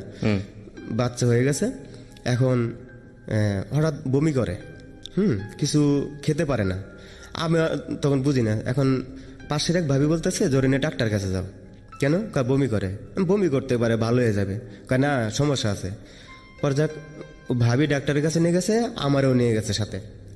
তো ডাক্তার বলতেছে যে উনি তো 3 মাসের প্রেগনেন্ট, না 2.5 মাসের, ঠিক 2.5 মাস 3 মাস হয়ে গেছে, ঠিক আছে, প্রেগনেন্ট। 2.5 মাস 3 মাস যখন প্রেগনেন্ট, তখন তো, ঠিক আছে, জিনিসটা শোনার পরে যে আমি যে বিয়ে করছি আসলে, ঠিক আছে, আমার ফ্যামিলিতে আমি কাউকেই জানাইনি। হ্যাঁ। আর মানে ওই মুহূর্তে আমার মোবাইলে ছিল না, আমাদের ফ্যামিলিরও কারো মোবাইল ছিল না, আর জানানোর মতো কোনো বুদ্ধি হয় না। প্রথম কথা হলে 14 বছর বয়সে আমি যে বিয়ে করলাম, এটা বলবো কি করে, বলার মতো কোনো মুখ ছিল না, আর সেই নলেজটাও ছিল না। বন্ধু বান্ধব, ঠিক আছে, উৎসাহ দিয়েছে, কর, সমস্যা নাই, করে ফেল। করছি। পরে টিউবওয়েলে পরে গোসল করতে গেছে, ওখানে মনে করি পিছলা খায় পরে ওই বাচ্চাটি, ঠিক আছে, নষ্ট হয়ে যায়। ওহো। যখন বাচ্চাটি নষ্ট হয়ে যায়, ঠিক আছে, তখন আমি অফিস থেকে আসার পরে দেখি কান্নাকাটি করতেছি, কি হয়েছে? পরে উনি কিছু বলে নাই, ভাবি, প্রতিবেশী এক ভাবি বলতেছে, শোনো আসলে টিউবওয়েল পরে গোসল করতে যায়, পরে যা এরকম বাচ্চাটা, ঠিক আছে, নষ্ট হয়ে গেছে। ওকে। পরে এক ডাক্তারের কাছে নিয়ে গেলাম, ওনারা বললো, ঠিক আছে, যে ভিতরে অনেক ব্লাড আছে এখনো, তো এটা এমআর নাকি এই এমন কিছু করতে হবে, তো এই এমন অ্যামাউন্ট লাগবে, ঠিক আছে, এটি করে দিব। তো যাক যেভাবে, ঠিক আছে, টাকা জোগাড় দিলাম, ঠিক আছে, উনি অ্যাবর্শন করলো, মোটামুটি সুস্থ। এখন ওই মেয়েটাও চাকরি করে, আমিও চাকরি করি, তখন দুইজনে মিলে, ঠিক আছে, বেতন পাই মনে করেন 6,000-7,000 টাকা। 6,000-7,000 টাকা যখন বেতন পাই, খাওয়া দাওয়া, পোশাক পরিচয়, তেল সাবান সব ব্যবহার করার পরে আমি মাস শেষে দেখি 2,000 টাকা আমার কাছে থাকে। আমি এই টাকাটাই, ঠিক আছে, আমি আমার বাড়িতে আমার কাছে পাঠাই দিই আমার সংসার দেখার জন্য। কিন্তু হঠাৎ করে, ঠিক আছে, মেয়ের ফ্যামিলির থেকে বলে যে তুমি যে চাকরি করো, ঠিক আছে, তোমার টাকা পয়সা গুলো কই? তো আমার স্বামীরে দিই। তোমার স্বামীরে দিই, ঠিক আছে, কত টাকা ব্যালেন্স করছে? 1 টাকাও না। কি করে? মাসে শেষে যা থাকে ওর বাড়িতে দেয়, ওর ভাই বোন আছে। তখন ওনারা যে তুমি কষ্ট করে কাজ করতেছো, তোমার কোনো ভবিষ্যৎ নাই। তখন হঠাৎ করে দেই, ঠিক আছে, উনি আমার বলতেছে যে তুমি যে টাকাগুলো প্রতি মাসে 2,000-3,000 যাই থাকে দিয়ে দিচ্ছ, তোমার একটা ভবিষ্যৎ আছে না? পরে বললাম আসলে কয় বছর বয়স হয়েছে, এখন ভবিষ্যৎ কি, ভবিষ্যৎ পরে দেখা যাবে, অন্তত ভাই বোনগুলার, ঠিক আছে, একটু মানুষ করি। জি। উনি, ঠিক আছে, হঠাৎ করে দেখি 1 মাস 2 মাস 3 মাস গেছে, মানে মানতেছে না, টাকা দেওয়া যাবে না, দাও 2 মাস 3 মাস পরে 2,000 দাও, এরকম করে। কিন্তু আমি প্রতি মাসে টাকা যদি বাড়িতে না দিই, আমার ছোটবেলার স্মৃতিগুলো খালি মনে পড়ে যে, ঠিক আছে, হয়তো আমার মা কষ্ট করতেছে, বড় বোনটা কষ্ট করতেছে, ছোট বোনটা কষ্ট করতেছে, হয়তো বা না খেয়ে আছে, এরকম অনেক মনে করতাম।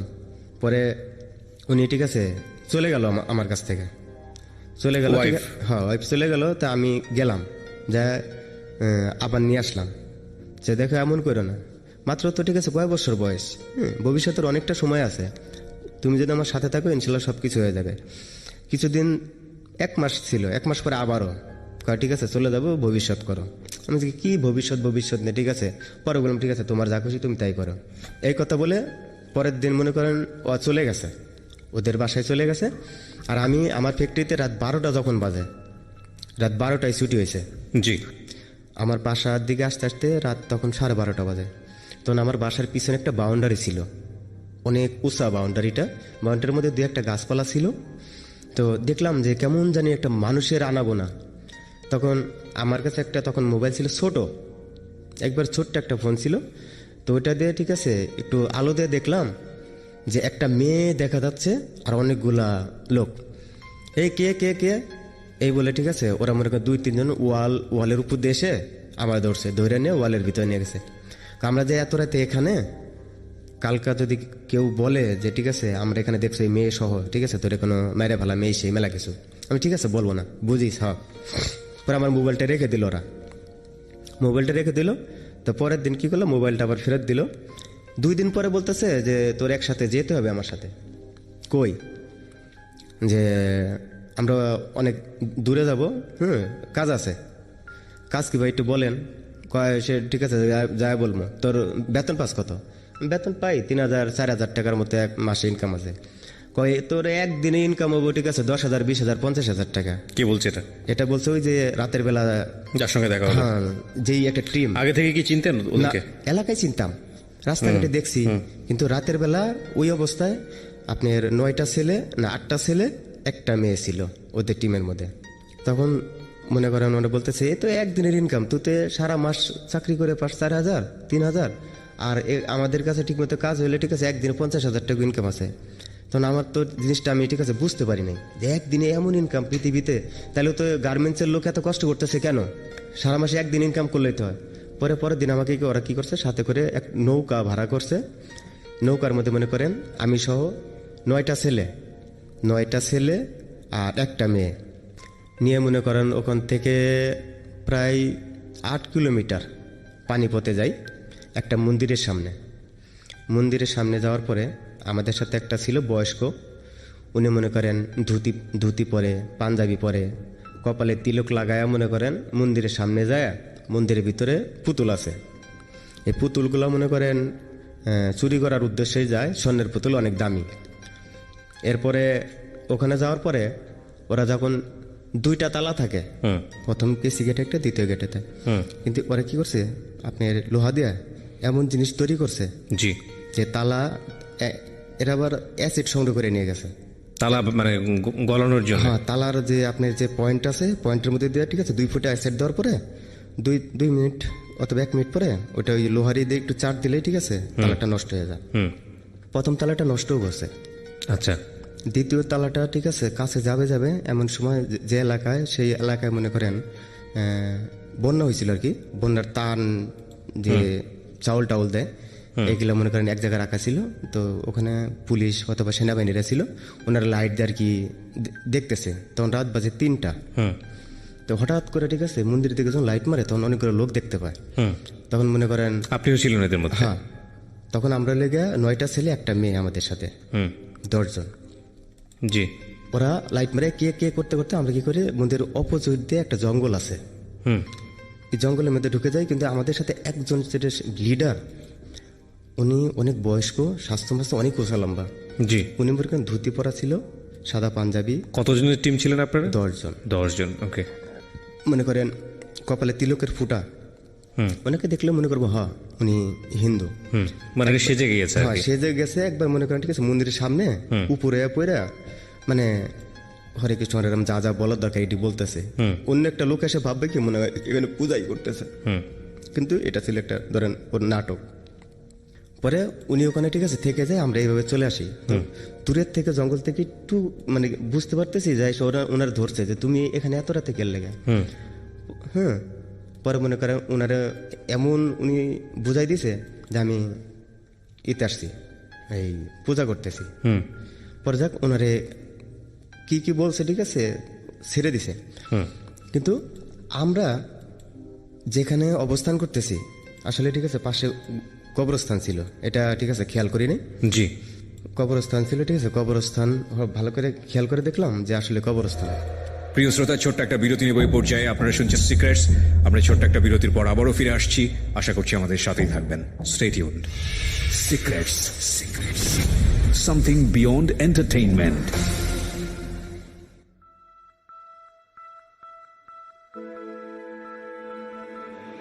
Love. Hate. Challenge. Motivation. Lies. Truth. Impossible. Virtue. Morality. Something beyond entertainment. Welcome to my stage of reality. Stay tuned. Sunday and Wednesday with me RJ Kibriya, only on Dhaka FM 90.4.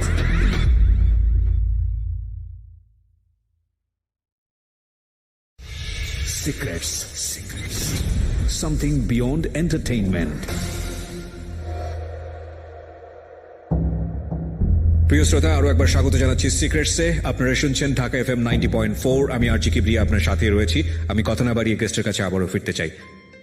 তা আমাদের সাথে যে মেয়েটা ছিল, এই মেয়েটার মনে করেন আমি ছাড়া সবাই ঠিক আছে মনে করেন ওর সাথে রাব বিহেভ করতো। রাতের বেলা যেসব কাজে বাইরে নিয়ে যেত প্রত্যেকটা লোকই ঠিক আছে।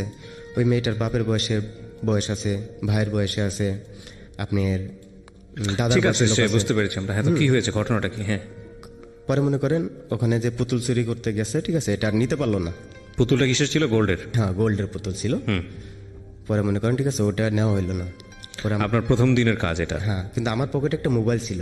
জি। মোবাইলটা অনেক ছোট একটা মোবাইল ছিল, আপনি সনি এরিকসনের ছোট্ট একটা ডান্ডিয়ালা। পরে ঠিক আছে ফোনটা আসলে বন্ধ ছিল, কিন্তু ফোন বন্ধ থাকার পরে অ্যালার্ম থাকলে যে বাজে এটা আমার মধ্যে তখন জানা ছিল না। তো মনে করেন এক শশার জমি, শশা ক্ষেত, এদিক দিয়ে ঠিক আছে আমরা চলে যাচ্ছি। সেনাবাহিনীরা যাচ্ছে না, ওনারা যখন তারাই দিছে, আমার সাথে যে একজন ছিল উনি বাজারে ভিতর দিয়ে ঘুরে ওই পাশ দিয়ে চলে যাচ্ছে। তা আমরা ওনাকে অনুসরণ করে ঠিক আছে জঙ্গলে মাঝখানে হাঁটতে হাঁটতে শশা জমির কাছে যে উঠছি। উঠার পথে দেখি আমার মোবাইলটাকে বাঁচতেছে। আমি তো অবাক হয়ে গেছি, মোবাইল তো বাজার কথা না, মোবাইল তো বন্ধ। এখন বাটনে টিপ দিয়ে দেখি না সুইচ অফ, কিন্তু অ্যালার্ম বাজতেছে। আমি কিছুতেই বন্ধ করতে পারতেছি না, এবং মাথায় আসতেছে না যে ব্যাটারিটা খুলে ফেলি কিছুই। পরে কি মনে করেন ওই শশা ক্ষেত্রে একটু নরম ছিল, ওখানে রেখে ঠিক আছে পাও দিয়ে মনে করেন ওইটাকে কয়েকটা লাথি মারার পরে মাটির নিচে দিয়ে পরে যখন আপনার অ্যালার্ম বাজা শেষ, এরপরে আবার ঠিক আছে উঠাইছি। তো মনে করেন ওই যে লিডার যে ছিল উনি এসে আমার কয়েকটা মারলো যে ঠিক আছে ফোন চালু কেন। ফোন তো চালু না, ঠিক আছে ফোন আমি বন্ধ করে রাখছি। পরে ওখান থেকে ঠিক আছে ওটা আর নেওয়া হইলো না, চলে আসলাম। দুই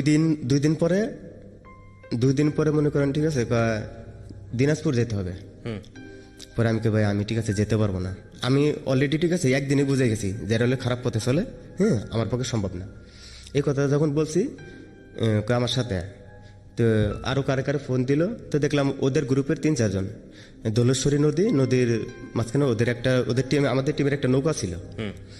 পরে এই নৌকাতে ঠিক আছে আমার নিচে নেওয়ার পরে মনে করেন 3 নদীর মাঝ বরাবর ঠিক আছে ওই কর্নারে যেখানে নদীর অপোজিটে ক্ষেত আছে, তখন একটা ঘর বাড়ি জনবসতি নেই, ওখানে নেওয়ার পরে ঠিক আছে ওরা মনে করে দেখলাম গাঞ্জা খাচ্ছে, গাঞ্জা বানাচ্ছে। এখন বলতে ঠিক আছে ওদের বাসায় বলে ঠিক আছে নিমাই সারে গোল হয়ে বসবে, একজনে ঠিক আছে টান দিবে, এরপরে ওর পরে এরম করে ঠিক আছে খাইতে দেখ। আমি না, আমি কোনোদিন খাই না, এলে খাবো না।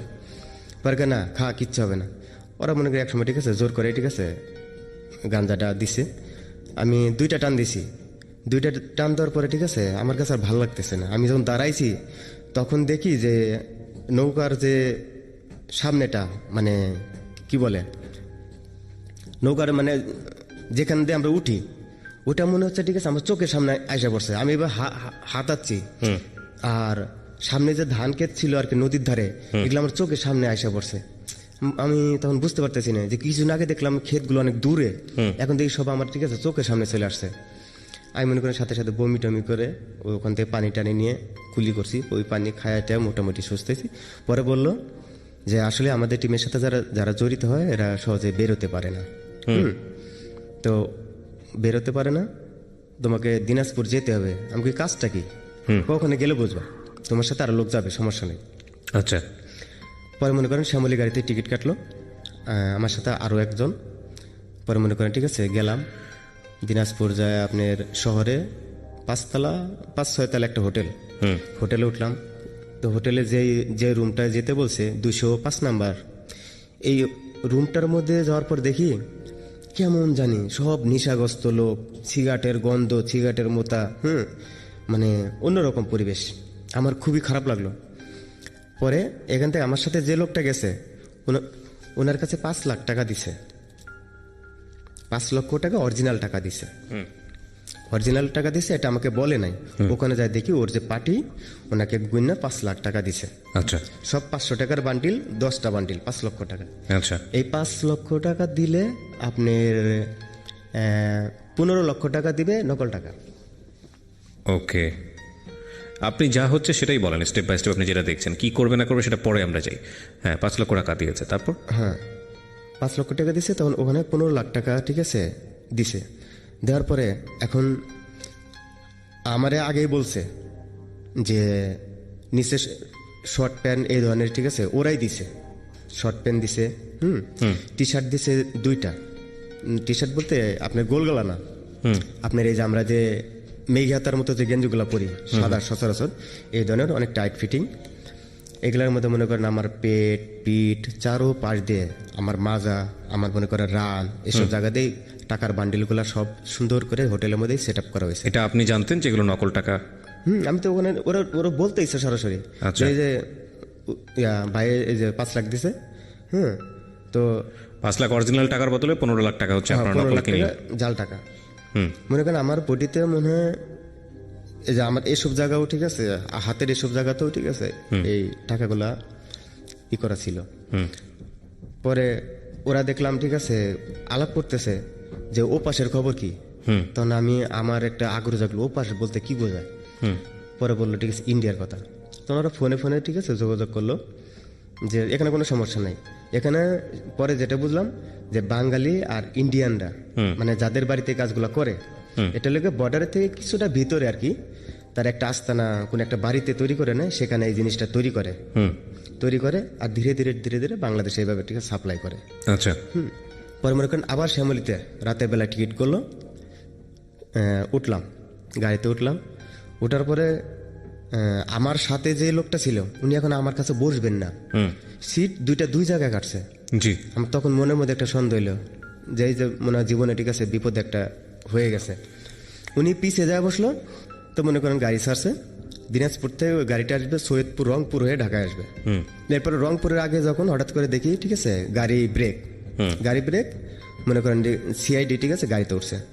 ওইটা বলতে থাকে ঠিক আমার পাশে ওনারা একে ডাইরেক্ট আমার পাশে যে ছেলেটা ছিল ওই ছেলেটা ধরছে, দাঁড়াইছে, ওনাকে চেক করে দেখে ঠিক আছে মানে জ্যাকেট ছিল পরে, জ্যাকেটটা খোলানোর পরে দেখে যে আপনি দেখলাম যে একটা জামা পরা, শুধু পকেট, ছোট ছোট পকেট, ও সবগুলা ঠিক আছে ভিতরে ওই লেগে ফ্যান্সি রিল।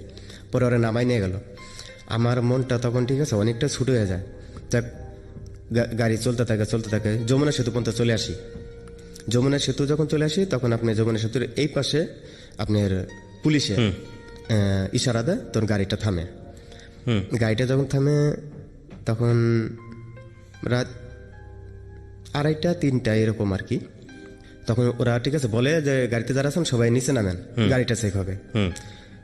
তো আসলে কাউকে চেক করে নাই, যারা খালি হাতে সব বেরিয়ে গেছে, আমিও বেরোইছি। মনে করেন ঠিক আছে গাড়িতে উঠে ওরা ব্যাগটা অনেক কিছু চেক করে নেমে গেছে। যমুনা সেতু পার হয়েছি, তখন মনে করেন ঠিক আছে আবার গাড়িটারে থামাইছে পুলিশে, সেখানেও চেক করছে। মনে করেন 3 জায়গা থেকে ঠিক আছে অলরেডি বাঁচলাম। পরে যাক আমাদের যেখানে নির্দিষ্ট জায়গা সেখানে আসলাম। আসার পরে সবকিছু বোঝাই দিলাম। সবকিছু বোঝাই দেওয়ার পরে আপনার আমাদের 5,000 টাকা দিল, অরিজিনাল টাকা। 5,000 টাকা দিয়ে বললো দেখলি কালকে গেছো আজকে চলে আসছো, 5,000 ইনকাম। পরে মনে কই ঠিক আছে যে 5,000 না, যদি 50,000 হয় ঠিক আছে ভাই আমার পক্ষে সম্ভব না। সম্ভব এখানে ঢুকছে, এখান থেকে বেরোতে পারবো না। পরে মনের সিদ্ধান্ত নিলাম না, এরা বইলা তো আর ঠিক আছে এটা ছাড়া সম্ভব না। পরে আমি বাসায় গেছি, বাসায় যে 5,000 টাকা দিছে বাইরেওয়ালারা যায় ঠিক আছে বললাম যে এই যে আপনার ঘর ভাড়া, আমার একটু বাড়িতে সমস্যা হয়েছে, চলে যাব। আর আমার ঘরে হালকা পাতলা যাইছিল, মনে করি এটা আমার পাশের এক বন্ধু ছিল, ওর বলে এই জিনিসগুলো ঠিক আছে তুই নিয়ে যা। আমার একটা স্বপ্ন এখান থেকে ঠিক আছে আমাকে সরতে হবে। আর সরার একটাই কারণ, আমি যদি এখান থেকে কোনো পুলিশের হাতে ধরা খাই, তাহলে মনে করেন ঠিক আছে এখানে আমার বড় বোন, ছোটো বোন, ভাই, আমার মা অনেকটা কষ্ট পাবে, তাদের চলতে সমস্যা হবে, অথবা বোনগুলো খারাপ হয়ে যেতে পারে। এই স্বপ্নে আমি এখান থেকে ঠিক আছে এলাকা ছেড়ে জাস্ট মানে একটা ব্যাগ, জাস্ট নিজের হালকা পাতলা কাপড় চোপড় নিয়ে ঠিক আছে ওই এলাকা থেকে প্রায় 50 কিলোমিটার দূরে আমি চলে যাই। আচ্ছা, 50 কিলোমিটার দূরে চলে যাওয়ার পরে ওরা আমাকে খুঁজতে থাকে। ওদের টিমের একজনের সাথে আসলেই এই পৃথিবীটা গোল, কে কখন কোন রাস্তা দিয়ে চলে বলা বললে। আমি যেই গাড়ি তুলছি উনায় দেখি ঠিক আছে একজন ওই গাড়িতে, আমি তারে দাদা বলতাম, দেখে কয় তুই এনে। পরে আমি বললাম দাদা তুমি জীবনে কথা কই না, আমি ভালো হইতেছে, আমি এই পথে ঠিক আমার পক্ষে সম্ভব না, কারণ আমার বাবা মা, আমার বাবাটা, আমি ডাইরেক্ট সবার কাছেই বলতাম আমার বাবা তেমন একটা সুবিধা না, আমার ভাই বোনগুলার দেখতে হয়। পরে কয় ঠিক আছে আমি কম না, ওনারা ঠিক আছে। পরে মনে করেন চাটা খাওয়ায় ঠিক আছে ছেড়ে দিছি, আমি তখন ওখানেই থাকি। তখন একদিন মনে করেন চাকরি নিলাম নতুন একটা ফ্যাক্টরিতে চাকরি নিয়েছি। 7 দিনের মতো ডিউটি করছি। 7 দিনের মতো ডিউটি করার পরে মনে করেন আরেকটা মেয়ের সাথে পরিচয় হয়ে গেছে। পরিচয় হওয়ার পরে মোবাইলে তখন কথা চলে, মোবাইলে কথা বলতেছি তো মেয়েটা ঠিক আছে, আমি বলে দিছি আমি কোনো বিয়ে করছিলাম, আমার সাথে সম্পর্ক ঠিক আছে যেহেতু করতেছো, কিন্তু ডিভোর্স হয় নাই এগুলো কিছু বলি নাই, বিয়ে করছিলাম ডিভোর্স হয়ে গেছে এইটুক মিথ্যা কথা বলছিলাম। পরে উনি মেয়েটা ঠিক আছে সচরাচর মেনে নেয়, সমস্যা নেই। মনে করেন ওখানে যাওয়ার পরে ঠিক আছে 15-20 দিনের মধ্যে ঠিক আছে বিয়ে করে ফেলি, দ্বিতীয় বিয়ে। মেয়েটাকে বিয়ে করেন? হ্যাঁ। আচ্ছা, প্রথম ওখানে তো একটা সন্তান নষ্ট হইলো, দ্বিতীয় ঠিক আছে ওখানে গিয়ে আবার একটা বিয়ে করলাম। এই বিয়েটা যখন করি তখন মনে করেন ঠিক আছে খুব তাড়াতাড়ি মেয়েটা কনসেপ্ট হয়ে যায়, বেবি চলে আসে পেটে। আমার মাথা তখন নষ্ট হয়ে যায়, এই বাচ্চা তো ঠিক আছে রাখা যাবে না। একটা টেনশন থেকে মাত্র আসছে ঠিক আছে, বাড়িতে টাকা পয়সা দিতে তখন কি দুজনেই গার্মেন্টসে কাজ করতেন? হ্যাঁ, দুইজনে কাজ করি। তো এই মুহূর্তে ঠিক আছে বাচ্চা না যাবে না, তো ওরে ঠিক আছে উল্টা পাল্টা যাই বোঝানো, নেগেটিভ বোঝাই পজিটিভ বোঝাই ঠিক আছে, দেখুন বাচ্চা নেওয়া যাবে না তাহলে ভবিষ্যৎ হবে না এই সেই বলে মনে করেন একটা ছোট মেডিকেলে যাওয়ার পরে অ্যাবর্শন করে ঠিক আছে বাচ্চাটা নষ্ট করে ফেলি। বাচ্চাটা নষ্ট করার পরে ও কিছুদিন অসুস্থ থাকে, তো আমি টেক কেয়ার করি, রান্না বান্না করি, কাপড় চোপড় ধুই, কাজ করি। ও সুস্থ হয়ে আবার ডিউটি শুরু করে, এভাবে চলতে থাকে। হঠাৎ করে মনের মধ্যে ঠিক আছে স্বপ্ন জাগলো যে ঠিক আছে বিদেশ যাওয়ার দরকার। ওকে, আমরা এখান থেকে বিরতিতে যাব প্রিয় শ্রোতা, ছোট্ট একটা ব্রেক। আপনারা শুনছেন ঢাকা FM 90.4, আমি আরজে কিবরিয়া আপনার সঙ্গে রয়েছি। Secrets, something beyond entertainment.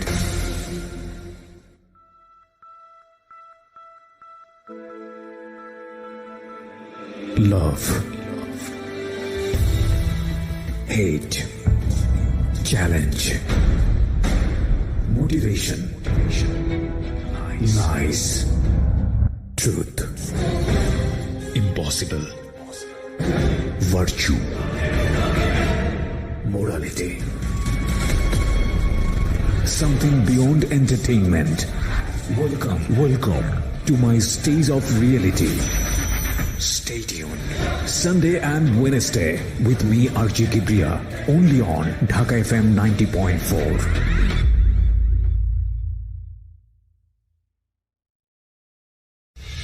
Secrets, something beyond entertainment.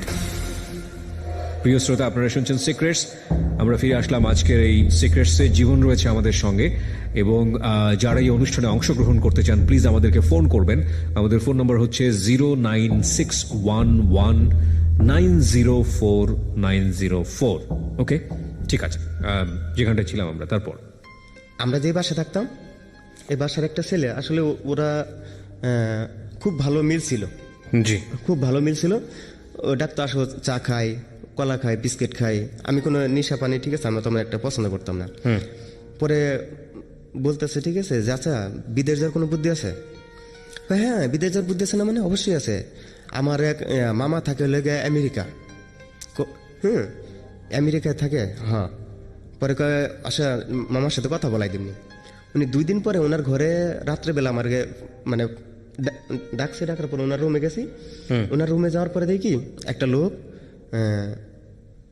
হয়তো 35 থেকে 40 বছর বয়স হবে, পাঞ্জাবি পরা, খুব স্মার্ট, সুন্দর একটা সিনার মধ্যে দাঁড়ায়া, পিছনে বোঝা যাচ্ছে না যে আসলে, কিন্তু ডেকোরেশনটা অনেক সুন্দর। বলতেছে বাবা আমি তো আমেরিকায় থাকি, তোমরা এই টিকে আসতে পারবা। তা আঙ্কেল ঠিক আছে, আমেরিকা যেতে হলে কত টাকা দরকার?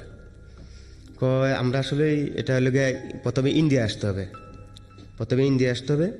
ইন্ডিয়া আসার পরে এখানে কিছু প্রসেসিং আছে, এরপরে ইন্ডিয়ার থেকে ঠিক আছে পাকিস্তান, এরকম অনেক দেশ, মানে এইভাবে বর্ডার বাই বর্ডার ঠিক আছে নিয়ে আমরা 6 লাখ টাকার মধ্যে ঠিক আছে নিয়ে আসতে পারি। আর এইভাবে যদি ঠিক আছে সরাসরি আসতে চাও তাহলে টাকা লাগবে 15 লাখ 20 লাখ টাকা।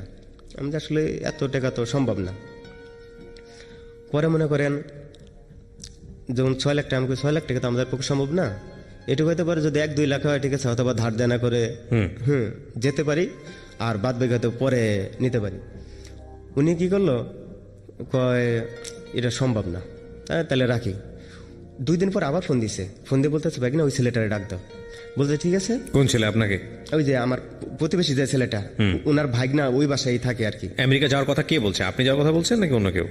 আমার আমেরিকা, আমি আমার টার্গেট বাইরে যাব, ইনকাম করব, কিন্তু আমার পাশের রুমে যে ছেলেটা, ওর সাথে যে একটা মানে বন্ধুত্ব আছে, ও বলতেছে আমার মামা আমেরিকায় থাকে, উনি তোমাকে নিয়ে যাবে। ওনার মামা প্রথম দিন কথা হয়েছে, টাকা চাইছে বেশি, আমাকে এত টাকা তো আমাদের পক্ষে সম্ভব না। কাকে ডাক দেওয়ার কথা বলছে তাইলে? আমাকে। আপনাকে ডাক দেওয়ার কথা, সেটাই বলছি। ওকে, তারপর? আমাকে ঠিক আছে ডাক দিয়ে নিয়ে গেছে। আমাকে ডাক দিয়ে নেওয়ার পরে বলতেছে যে তোমরা তো বললা 2 লাখ, তোমরা 3 লাখ করে টাকা যেমন দিবা, বাদ বাকি টাকা আসার পর দিবা। কিন্তু শর্ত একটাই, তোমরা অন্তত ঠিক আছে 10 জন লোক হতে হবে। তখন মনে করেন ওই লোকের আরো 2টা ভাগনা ছিল শহরে, ওরা বিভিন্ন জায়গায় থাকে। ওরা মনে করেন যে বাসায় থাকে সুন্দর চলাফেরা করে মানুষের সাথে, ঠিক আছে, ভালোভাবে কথা বলে এই মানে মানুষগুলো যোগায় দেয়। কিন্তু মামা বাংলাদেশে আছে না কই আছে, এটা তার আমরা বুঝি নাই। ফোনে আমরা বলতেছি আমেরিকায়, সেটাই বিশ্বাস। পরে মনে করেন ওই যে আমি বলতাম যে আমি এই টাকা দিতাম গরু ছাগল, তখন মারে ঠিক আছে বললাম মা আমি তো বিদেশ যাব। তখন মা বললো বিদেশ যাবি, ঠিক আছে, পরিচিত কেউ নাই।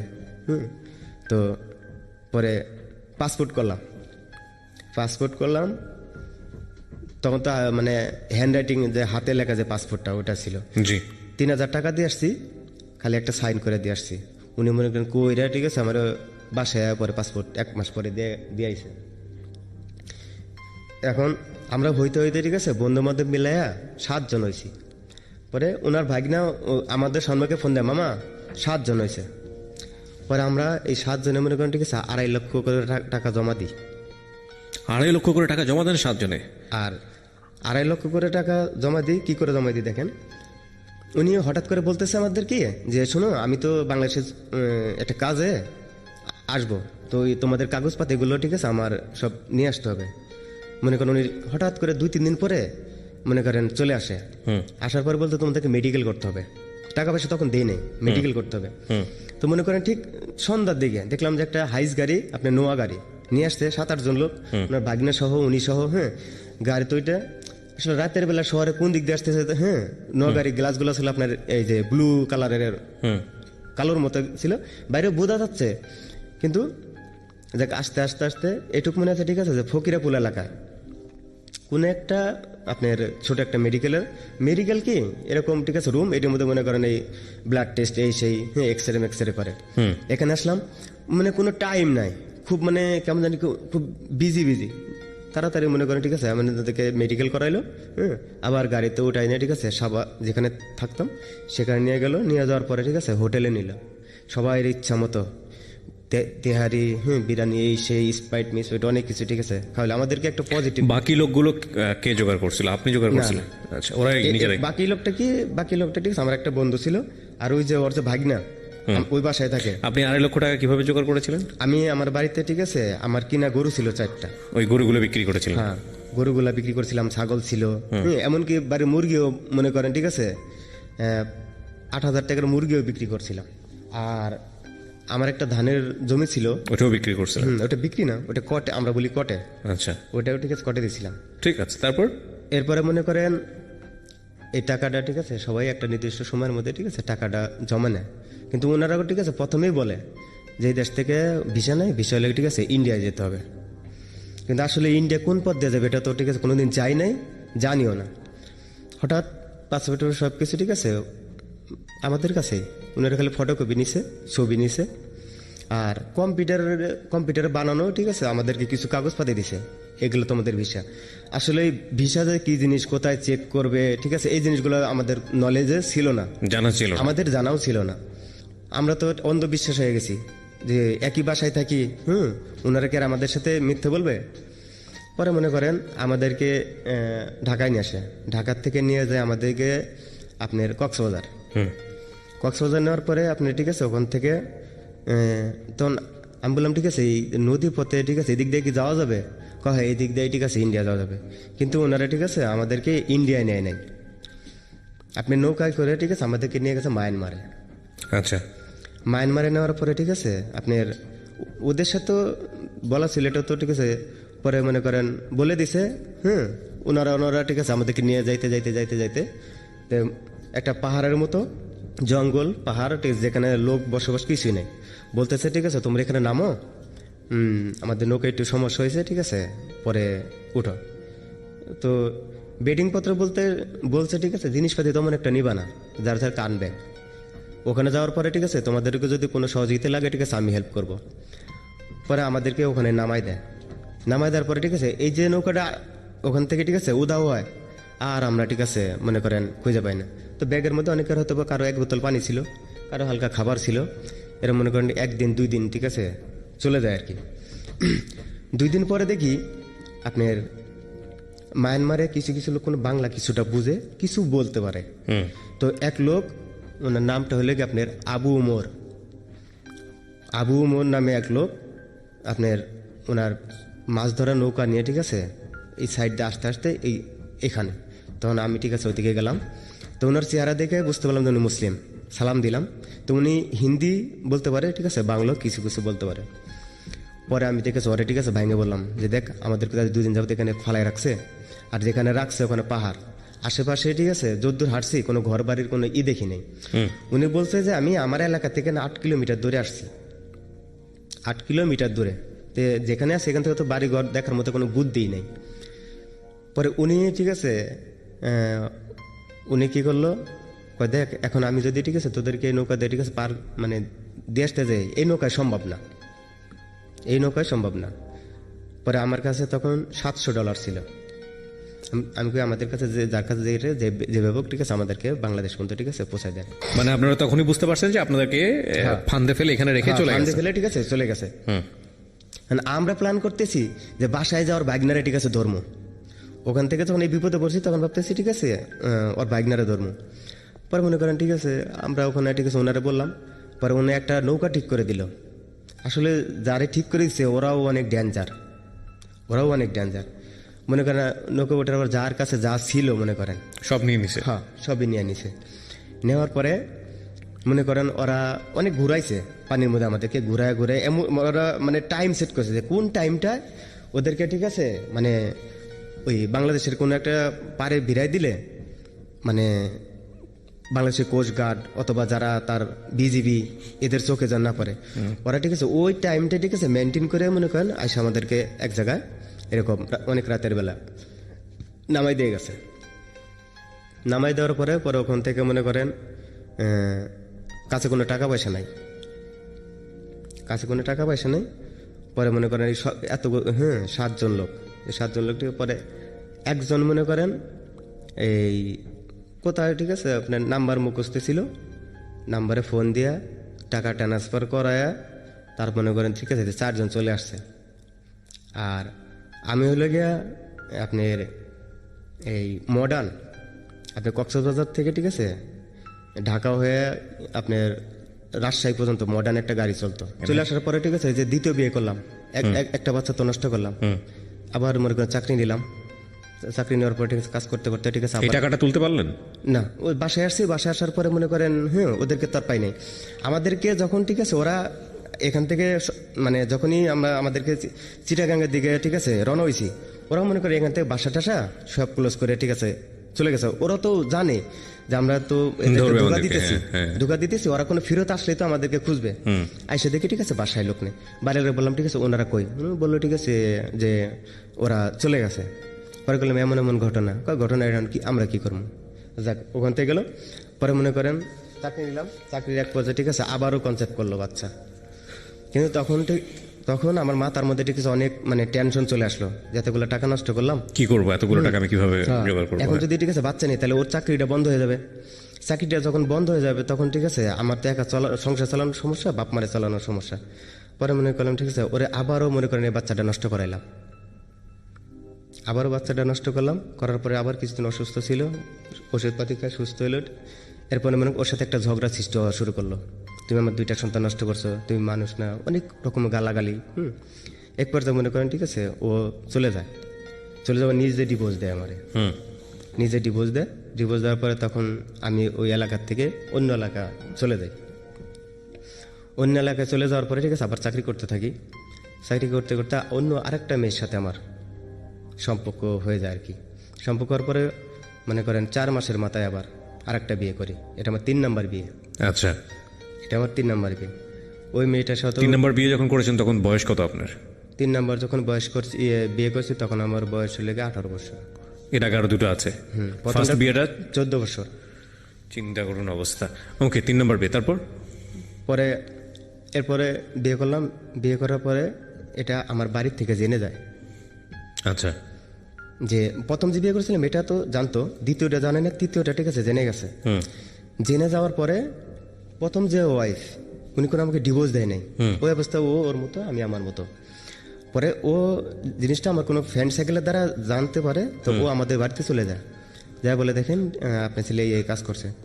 তো দেখ আমার বাবা, আমার এক চাচা, ওনারা একটা বুদ্ধি পরামর্শ করে আমাকে মিথ্যা কথা বলে বাড়িতে নিয়ে যায়। বাড়িতে নেওয়ার পরে আমাকে আটকায় ফেলে 3 নম্বর বিয়েটা করার পরে। হ্যাঁ, আটকায় ঠিক আছে মানে কাজী ডাক দিয়ে ঠিক আছে আমাকে মনে করেন ওই মেয়েটারে ডিভোর্স দেওয়া হয়। 3 নম্বর মেয়েটাকে? হ্যাঁ, কিন্তু যে কদিন ছিলাম ওর সাথে ওই অবস্থায় মেয়েটা প্রেগনেন্ট হয়ে গেছে। এটা আমি ওখান থেকে যখন আসি ডিভোর্স দিয়ে দিছে। এখন আমার তো ঠিক আছে মাথা নষ্ট হয়ে গেছে যে না এই কাজগুলো ঠিক আছে কি কাজ করতেছে, এগুলো তো ঠিক আছে একদম ঠিক হচ্ছে না। পরে মনে করেন বাড়িতে আমার ঠিক আছে বাড়িতে বলে দিল তোর আর ঢাকা যাওয়া লাগবে না, ঠিক আছে তুই বাড়িতে কাজ করবি, অন্যের কাজ করবি, তাও ভালো। কিন্তু আমার ঠিক আছে আমার তো আর ভালো লাগে না। আমি মনে করেন ঠিক আছে পালাইয়া ঢাকা চলে আসি।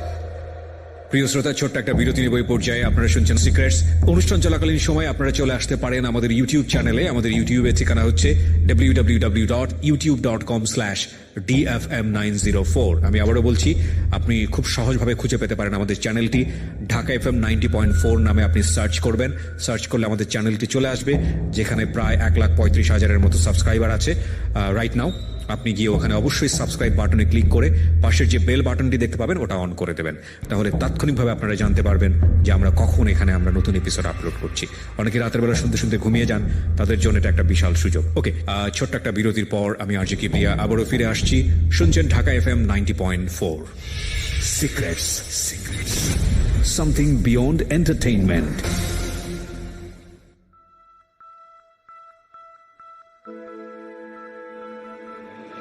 Love,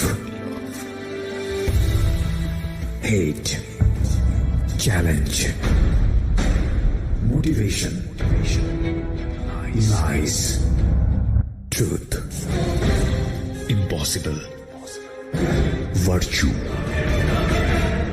morality. Something beyond entertainment. Welcome to my stage of reality. Stay tuned.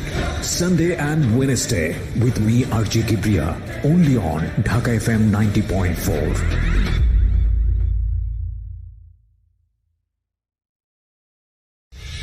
Secrets.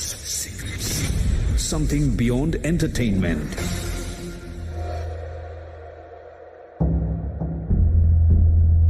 স্বাগত আরো একবার, শুনছেন ঢাকা FM 90.4। আমি আরজে কিবরিয়া আপনার সঙ্গে রয়েছি। সিক্রেটস শুনছেন আপনি, এবং আমার আরো একটি অনুষ্ঠান যেটি প্রচারিত হয় প্রতি বুধবার, মিস্টার ম্যাঙ্গো ক্যান্ডি প্রেজেন্স জীবন গল্প। আগামী বুধবার শোনার আমন্ত্রণ জানাচ্ছি। একই ফাঁকে বলতে চাই, আমার এই অনুষ্ঠানগুলোতে যদি আপনি অংশগ্রহণ করতে চান, আমাদেরকে ফোন করবেন। আমাদের ফোন নাম্বারটি হচ্ছে 09611904904। আমি আবারও বলছি 09611904904।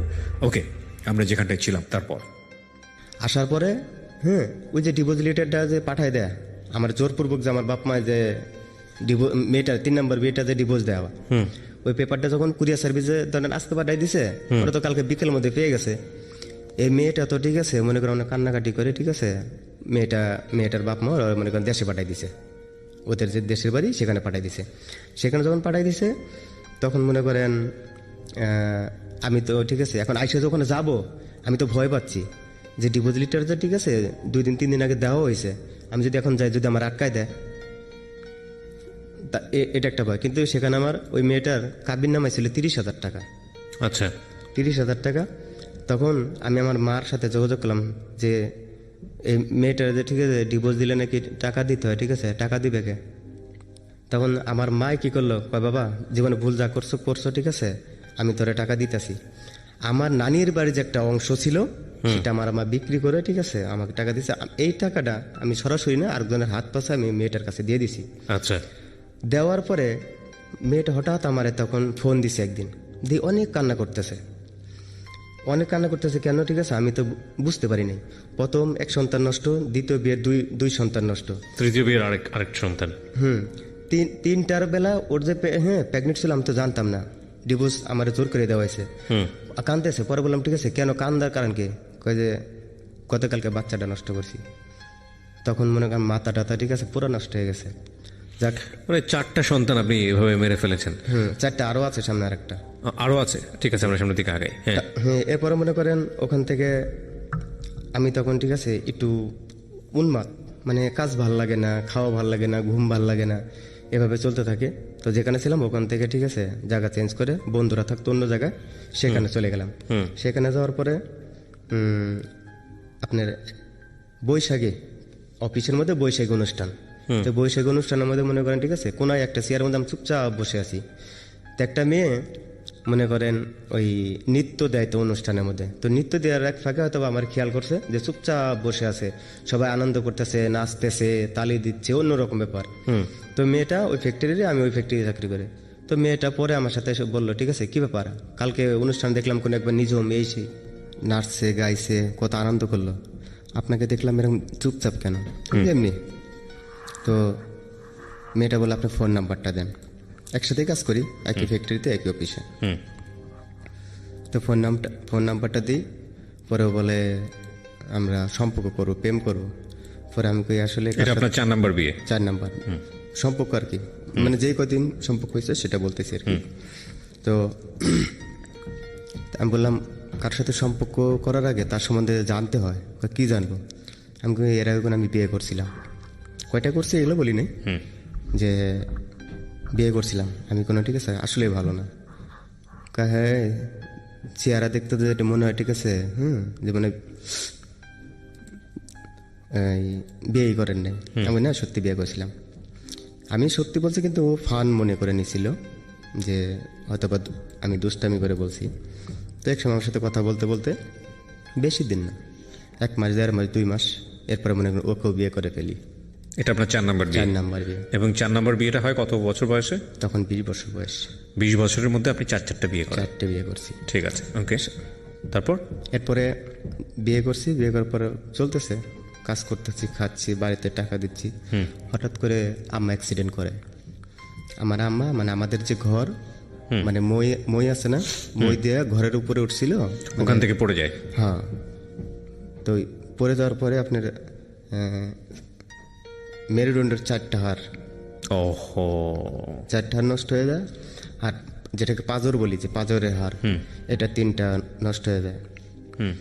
পরে ওই মুহূর্তে পরে রাজশাহী মেডিকেলে নিয়ে গেছে। রাজশাহী মেডিকেল থেকে বলছে এটা আর সম্ভব না, ভালোই হবে না। তাই ওখান থেকে মোটামুটি গিয়ে স্যালাইন মেলেন ওষুধপাতি মোটামুটি দিয়ে চেক আপ টেক আপ করে ওখান থেকে বলে দিছে যে একটা লোক সবসময় তার পাশে থাকতে হবে, উনি রান্না বান্না কাপড় ধোয়া কোনো মানে ভারী কাজ করতে পারবে না। পরে বাড়িতে নিয়ে আসলাম, তে তখন এর বললাম যে তোমার আর চাকরি করা লাগবে না, আমি যত কষ্ট করি তুমি বাড়িতে যাও। তো রাজশাহীতে যে কদিন ছিল এখানে মনে করেন প্রায় 70-80 হাজার টাকা শেষ করে ফেলছি, জি। মানে কোনো কিছুই হয় না। কিন্তু মা যখন কান্দে ঠিক আছে তখন আমার কাছে খুব খারাপ লাগে। তখন মারে নিয়ে আসলাম ঢাকা মেডিকেলে ঠিক আছে নিয়ে আসলাম, চেক আপ করাইলাম, দেখাইলাম, 1 মাস আমার কাছে রাখলাম। আমি অলরেডি কী করতেছি, নিজের চাকরি করতেছি, এই টাকা দিচ্ছি এবং বন্ধু বান্ধব যারা ছিল অফিসের তাদের কাছ থেকে আরো 1,000 2,000 5,000 এমন করে ধার করা শুরু করছি।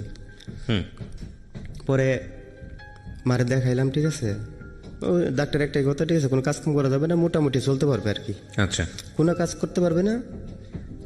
পরে কিছুদিন রাখার পরে আবার বাড়িতে দিয়ে আসলাম, কিন্তু তখন আমার ওয়াইফরে বললাম যে বাড়িতে যাও, বাড়িতে যাও আমার কাছে থাকবে। এখন ও বাড়িতে থাকবে না, জি।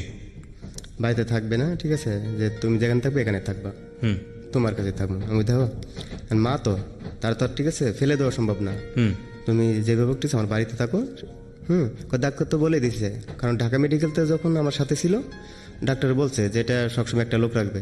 ওর মনে ঠিক আছে একটাই যে সবসময় যদি ঠিক আছে আমি ওখানেই থাকি তাহলে তো এখানে আমার হাজবেন্ড কি করবে না করবে দেখতে পারবো না। একটা জিনিস অন্য পর্যায়ে নিয়ে গেছে। পরে অনেক বলার পরেও ঠিক আছে যায়নি, মনে করেন একটা মন মালিন্য ঠিক আছে সৃষ্টি হয়ে যায়।